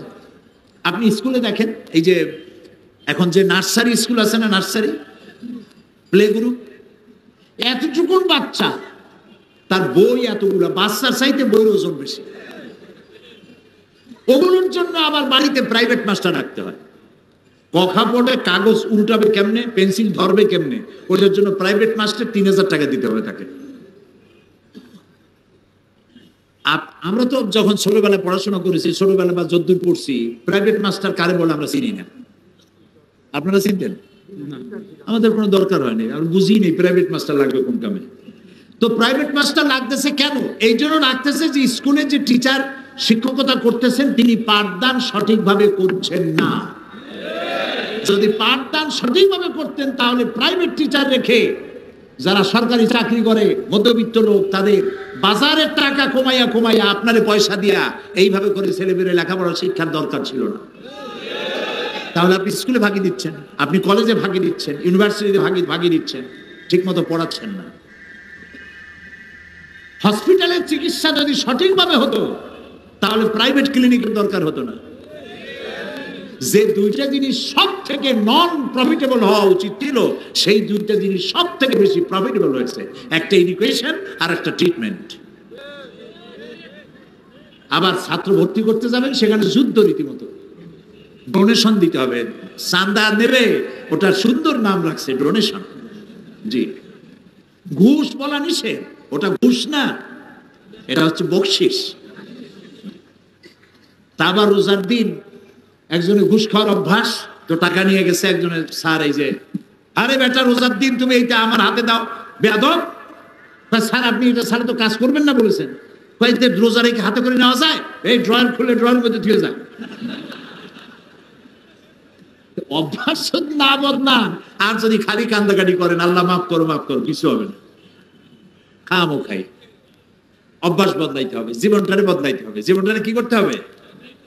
বদলাইতে হবে, জীবনটাকে বদলাতে হবে। এই কথাগুলি বিগত 31 বছর 32 বছর এই সিলেটের ময়দানে বলা হয়েছে। কোরআন থেকে জীবন বদলান। আসুন আমরা সবাই জীবন বদলাই। আমি আমাকেও নসিহত করি, সবাইকে নসিহত করছি, আমরা আমাদের জীবনটাকে বদলাই ফেলি, আল্লাহকে ভয় করি। মনে রাখুন, আল্লাহর অবজারভেশনের বাইরে 1 সেকেন্ডের জন্য আমরা কেউ নাই। আল্লাহর পর্যবেক্ষণের ভেতরে আপনি আমি রয়েছি। তিনি আলিমুম বিজাতিস সুদূর, সামিউম বাসীর, সব দেখতেছেন, সব শুনতেছেন, এবং আমার অন্তরের খবরও তিনি জানেন। সুবহানাল্লাহ। তাকে ফাঁকি দেওয়ার কোনো উপায় নাই। সেই জন্য আত-তায়েবু, তওবাকারী, বারবার তওবাকারী। তওবা আমি কি বুঝাতে সক্ষম হয়েছি? আমিন বলি। আমরা যেন জীবনটাকে বদলাই। ওজনে কম দেব না, খাদ্যে ভেজাল দেব না, মানুষকে কষ্ট দেব না, প্রত্যেকটি মেয়ে লোককে সম্মান করব, নারীদেরকে সম্মান করব। এটা যুবকদের জন্য বেশি জরুরি, সবার জন্যই জরুরি। দেখা যায় মেয়েদের কলেজ ছুটি হয়েছে, girls college, girls high school ছুটি হয়েছে, কতগুলো পোলাপান মাথায় এত বড় চুল, হাতে মোবাইল, ধিন ধিন করে নাচতেছে, গেটের সামনে এতিমের মতো খাড়াই রয়েছে। আরে বাবা, তুমি ওখানে গেছো কেন? অন্যের মেয়েকে তোমার নিজের আপন বোন বা মায়ের মতো দেখতে পারো না? নারীদেরকে সম্মান করতে শেখো। হিন্দু, খ্রিস্টান, বৌদ্ধ প্রত্যেকটি মানুষকে সম্মান করো। আমার কোরআন তাই শেখায়। আমার কোরআন বলে কারো দেবতাকে গালি দিও না, কারো দেবতাকে গালি দিও না, কারো মন্দির, কারো প্যাগোডা, কারো গির্জা ভেঙে দিও না, কারো উপাসনালয়ের গায়ে হাত দিও না। প্রত্যেক ধর্মের প্রতি মর্যাদা রক্ষা করো, সম্মান বোধের সৃষ্টি হোক মানুষের প্রতি মানুষের। আল্লাহ রসুল বলেছেন, আল খালকু আয়ালুল্লাহ, গোটা সৃষ্টি জগৎ আল্লাহর পরিবার। সুবহানাল্লাহ বলেন, সুবহানাল্লাহ বলেন। পিঁপড়া থেকে শুরু করে হাতি, টুনটুনি পাখি থেকে ঈগল পাখি, চেলাপুটি থেকে তিমি মাছ, সমস্ত সৃষ্টি জগৎ আল্লাহর পরিবার ভুক্ত। সুতরাং কোনো মানুষকে, কোনো প্রাণীকে কষ্ট দিবেন না। মানুষের প্রতি সম্মান বোধ, নারীর প্রতি সম্মান বোধ, মানুষের প্রতি শ্রদ্ধা বোধ। মান লাম ইয়ারহাম সাগীরানা ওয়া লাম ইউআক্কির কাবীরানা ফালাইসা মিন্না। রাসূলুল্লাহ বলেছেন, যে ব্যক্তি বয়স্কদেরকে সম্মান করে না, ছোটদেরকে স্নেহ করে না, সে আমার দলভুক্ত নয়, আমার উম্মত নয়। সোজা কথা। আমরা কি ছোটদেরকে স্নেহ করতে পারছি? না, পারিনি। মসজিদের মধ্যে বাচ্চা দেখলি, ভাই এই দূর দূর দূর। আরে ভাই, ওটা তো কোনো বিশেষ প্রাণীর বাচ্চা না, ওটা তো মানুষের বাচ্চা। এমন ভাবে চোখ গরম করে ওই বাচ্চা বাড়ি যায়, কয় মা, মসজিদে আমি আল্লাহর কসম জীবনে আর যাবো না। এইটা কি করা উচিত হয়েছে বলেন? ওরে আপনি আদর করবেন, প্রয়োজনে পকেটে 3-4টা চকলেট নিয়ে যাবেন। বাচ্চা যদি মসজিদে দেখেন, নামাজ পড়ে বেরোবার সময় ওরা একটা চকলেট দিবেন। বাচ্চা মনে করবে ভালো তো, মসজিদে আসলেই তো চকলেট পাওয়া যায়, ও মসজিদের অভ্যাস হবে। আপনি তো সর্বনাশ করছেন। নবী করিম সাল্লাল্লাহু আলাইহি ওয়াসাল্লাম এই আচরণ করেন নাই। বাচ্চাদের প্রতি তিনি রহমশীল ছিলেন। বলবো সামনের দিকে ইনশাআল্লাহ। আজকে কথা শেষ করে দিয়ে এইভাবে, যে আমাদের অভ্যাসটা বদলাইতে হবে। কি কি বলছে মনে আছে তো? তাও কতক্ষণ কথা না বললে আমি বুঝি কি? মনে আছে? মনে আছে? আল্লাহ মনে রাখার তৌফিক দিক জোর বলেন আমি মোনাজাত করব। মোনাজাতের জন্য দাঁড়ানো ভাইদের বসতে হবে। আপনারা তো জানেনই, আমি সবসময় বলি যে মোনাজাতটার আদব হলো বসে মোনাজাত করা। একটু বসেন। এতক্ষণ কিন্তু আমি একবারও বলিনি যে আমরা বসেন বলিনি। এখন বলছি, আদর করে বলছি, সম্মান করে বলছি, বসুন। মোনাজাতে আমরা অংশ নেই। জীবনটাকে বদলাবো, এটা শপথ নিলাম আজকে। জীবনটাকে, যার যে বদভ্যাস আছে, আমি জানি আমার কি বদভ্যাস আছে, আপনি জানেন আপনার মধ্যে কি বদভ্যাস আছে, আপনি জানেন কত জায়গায় আপনি আল্লাহর সাথে নাফরমানি করেন, আমিও জানি আমি কত জায়গায় আল্লাহর সাথে নাফরমানি করি। আল্লাহ এবং রাসূলের সাথে নাফরমানি হয়, এই সমস্ত কাজ থেকে আল্লাহ তাআলা আমাদেরকে রক্ষা করুন, আমরা বলি আমিন। তো আল্লাহ তাআলার কাছে তওবা করতে হবে, গুনাহ মাপ চাইতে হবে, আর ওই বদভ্যাস আর করব না। মা বাপকে সম্মান করব, ছোটদেরকে স্নেহ করব, ওজনে কম দেব না, খাদ্যে ভেজাল দেব না, মানুষকে ফাঁকি দেব না চিকিৎসার নামে। এবার ডাক্তারদেরকে বলছি, যারা চিকিৎসক, সব না, আমি তো বলছি নসিহত আমার জন্য, রাগ করতেছেন না তো? যারা চিকিৎসক আননেসারি রোগ হয়েছে একটা, 2-4টা ট্যাবলেট দিলে হয়, কিন্তু তার কাছ থেকে পয়সা আদায় করা দরকার। সেই জন্য কফ পরীক্ষা করতে হবে, ইউরিন, স্টুল, ব্লাড, এগুলি সব টেস্ট করতে হবে। আর টেস্ট করার জন্য নির্দিষ্ট একটা জায়গায় পাঠানো হয়, অমুক জায়গায় যাবা, তার মানে ওই জায়গায় একটা কমিশন আছে। তা আপনি তো ভালো কাজ করতে পারলেন না, আপনি মানুষ, আল্লাহ আপনারে একটা চিকিৎসার মতো মহৎ সেবা করার একটা যোগ্যতা আল্লাহ আপনাকে দিয়েছে, সুবহানাল্লাহ। কত মলিন মুখ, আপনার হাতের ছোঁয়ায় আল্লাহর রহমতে হাসি ফুটে, সুবহানাল্লাহ। মা বাপ বাচ্চা নিয়ে আসে, রুগী নিয়ে আসে, মুখ মলিন, আরে বাঁচবে কিনা? ডাক্তারের একটু আদরে ছোঁয়ায়, ডাক্তার যদি একটু ভালো ব্যবহার করে, কি হয়েছে, ভালো হয়ে যাবে ইনশাআল্লাহ, আল্লাহ আল্লাহ করেন। তবে মনে রাখবেন, ওষুধে কিচ্ছু হবে না, আল্লাহর রহমতে হবে, আপনি তো ভালো হয়ে যাবেন, এত চিন্তা করেন কেন? এগুলি বলতে হবে। আর নামাজ পড়বেন, আল্লাহ আল্লাহ করেন। আমার আবুল আম্বিয়া, সমস্ত নবীদের পিতা ইব্রাহিম আলাইহিস সালাম, তিনি বলেছেন, ওয়াইজা মারিতু ফাহুয়া ইয়াশফিন, আমি যখন অসুস্থ হই আমারে কে ভালো করে? কে ভালো করে? আল্লাহ তাআলা ভালো করেন। রোগীদের সাথে ভালো ব্যবহার করুন, ভালো আচরণ করুন। এখন ডাক্তার যদি হয় বদমেজাজি, রুগী একবার আসছে ওষুধপত্র দিয়ে দিয়েছে, আবার আসছে, তুমি এখনো মরো নাই, এই রকমের ডাক্তার হইলে তো তার কাছে আর আসবে না। মেজাজটা ভালো করতে হবে, প্রয়োজনের অতিরিক্ত টেস্ট দেওয়ার দরকার নাই, প্রয়োজনের অতিরিক্ত ওষুধ দেওয়ার দরকার নাই। আমি এক ডাক্তারকে জানি, যে ডাক্তারের মাথার উপরে লিখে রাখছে, আমি নাম বলবো না, তাহলে আপনারা সবাই তারে ওখানে যে ভিড় করবেন, তার মাথার উপরে লিখে রাখছে, আপনার যদি পয়সা কড়ির কোনো সমস্যা থাকে, অভাব থাকে, আমাকে বলতে লজ্জাবোধ করবেন না, আলহামদুলিল্লাহ বলুন। আপনি যদি ডেলি 1-2টা রুগী ফ্রি দেখেন, আপনি কি না খাই মরবেন? 2টা গরিব মানুষকে প্রতিদিন যদি ফ্রি দেখেন, সুবহানাল্লাহ, ওই লোকটা খুশি হবে, আল্লাহ আপনার ইনকামে বরকত দিয়ে দিবেন। শিক্ষক বললাম, ডাক্তার বললাম, আর আমার সম্প্রদায় যারা আলেম ওলামা আছেন, আমি তো আলেমদের পর্যায়ে পড়ি না, আমি তো একজন আপনাদের মতো তালিব ইলম, তারাও মানুষকে উপদেশ দিবেন, নিজেও উপদেশটা নিজেও পালন করবেন, এবং কোনো কিছুর বিনিময় নয়, উদ্দেশ্য থাকবে আল্লাহর রহমত কামনা করা এবং মানুষকে হেদায়েত করা, এটাই থাকবে উদ্দেশ্য। কোরআন বুঝানো থাকবে উদ্দেশ্য। কোরআন বুঝাই নাই বলেই এই জাতি মুসিবতে পড়েছে। এক সময় ছিল যখন প্রত্যেক বাড়ি বাড়ি কোরআন শরীফ তেলাওয়াত হতো, ঠিক কিনা বলুন? বুড়া মানুষেরা বলেন, প্রত্যেক বাড়ি বাড়ি। আমার আব্বা আমাকে বলতেন ছোটবেলায়, আমি যেখানে থাকতাম, বলতেন যে এরকম আওয়াজে পড়বা, আমি যেন আমার রুমের থেকে শুনতে পারি, ফজরের পরে এই আওয়াজে পড়বা, আমি যেন শুনতে পারি তুমি তেলাওয়াত করতেছো। তার মানে আমি যেন না ঘুমাই, তেলাওয়াত পড়া বাধ্যতামূলক প্রত্যেক মুসলমানের বাড়ি। এখন সেই তেলাওয়াত নাই, আমি কি সত্য বললাম? সেই তেলাওয়াত নাই, সেই কোরআন শরীফ শেখারও মত নাই।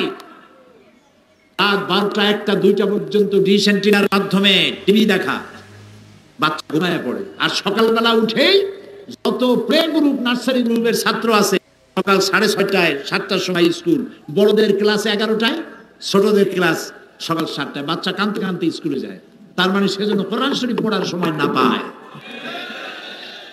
আবার প্রস্তাব উঠেছে কোরআন শরীফ ইস ধর্ম, এটা ঐচ্ছিক করা হবে, বাধ্যতামূলক করা হবে না। ওই যে মাওলানা আবু তাইব সাদপুরি সাহেব বলেছেন, ক্লাস 9 গিয়ে সে কি পড়বে? ক্লাস 8 পড়ার পর তো আর আলহামদুলিল্লাহ পড়ার কথা আর মনে থাকবে।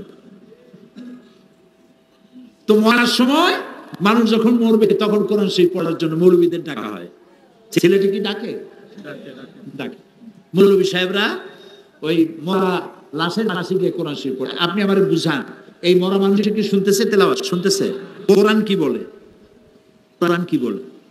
মরা মানুষে শুনতেছে কোরআন, শুনতে পাচ্ছে না। কেন শোনাচ্ছেন? কেন মৌলভী সাহেবকে রাখছেন মরা মানুষকে কোরআন শোনাইতে? আর এখন যদি মৌলভী সাহেবরা এই চিন্তা করে ওখানে যান যে 1000 টাকা দিলে ভাগে পাবো কত, আমি বিনীতভাবে মাপ চাই, আমার উপর রাগ করবেন না। ওনারা যদি এই ভাগের চিন্তা করেন 1000 টাকা দিলে ভাগে পড়বে 50 টাকা, এই চিন্তা যদি করেন তেলাওয়াতে কোনো সওয়াব হয় নাই। সওয়াব যখন হয় নাই তখন মুদ্দারে পাবে কি?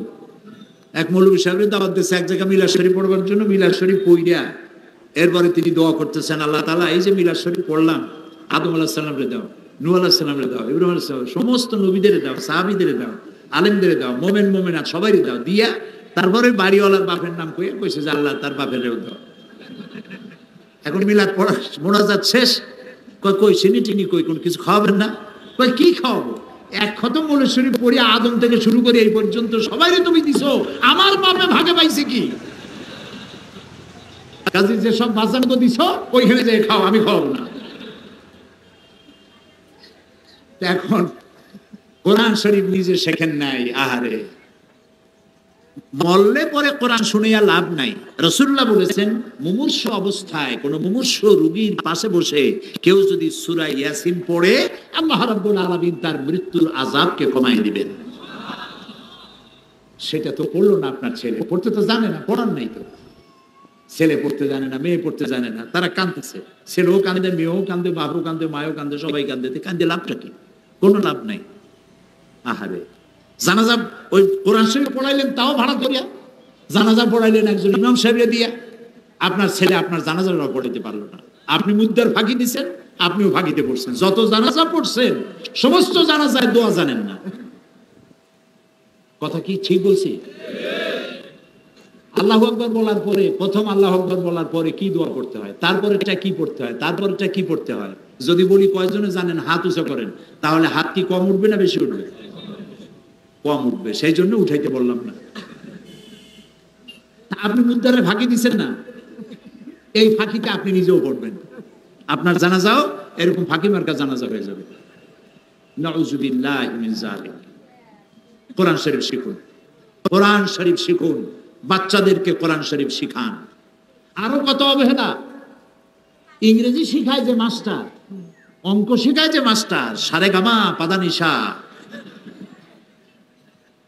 সাদের লাভ, এইগুলা যে শিখায় তার বেতন 3000 টাকা, 5000 টাকা প্রত্যেক মাসে। আর কোরআন শরীফ যে শিখায়, মৌলভী সাহেবের 600 টাকা বেতন, 6 মাস বাকি।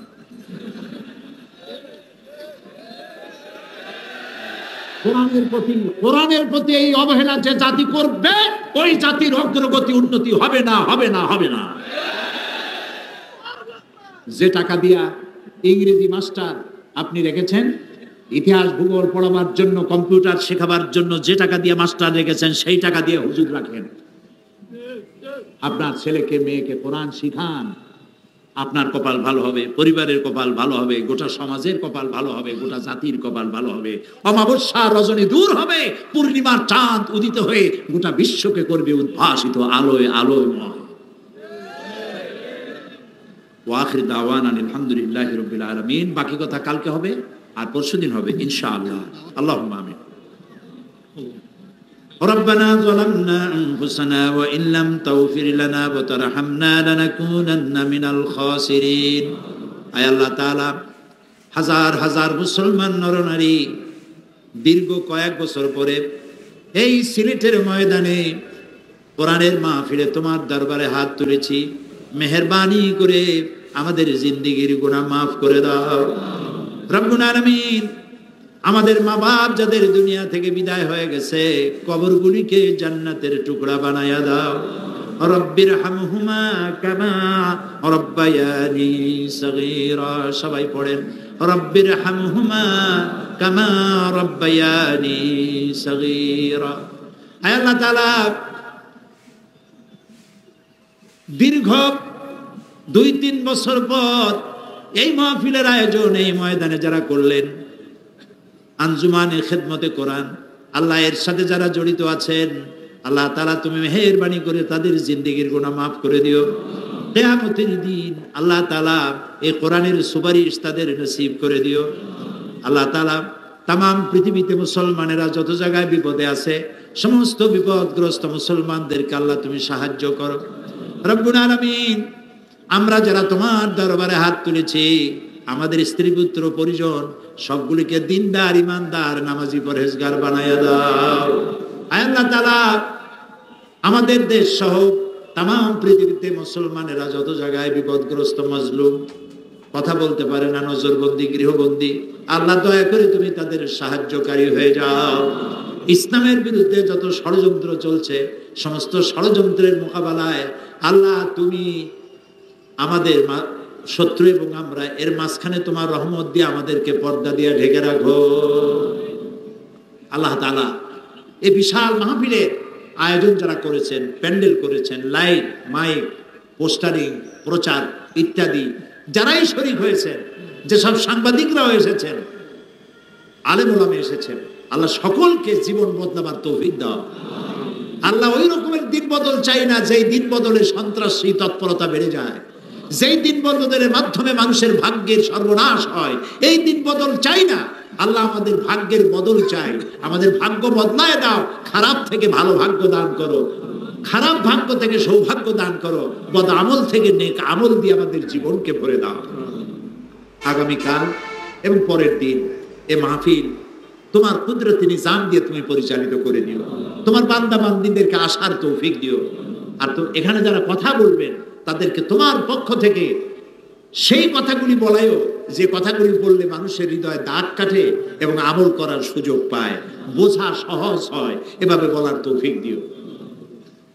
ربنا تقبل منا إنك أنت السميع العليم وتب علينا إنك أنت التواب الرحيم سبحان ربك رب العزة عما يصفون وسلام على المرسلين والحمد لله رب العالمين واجعل آخر كلامنا عند الموت لا إله إلا الله محمد رسول الله।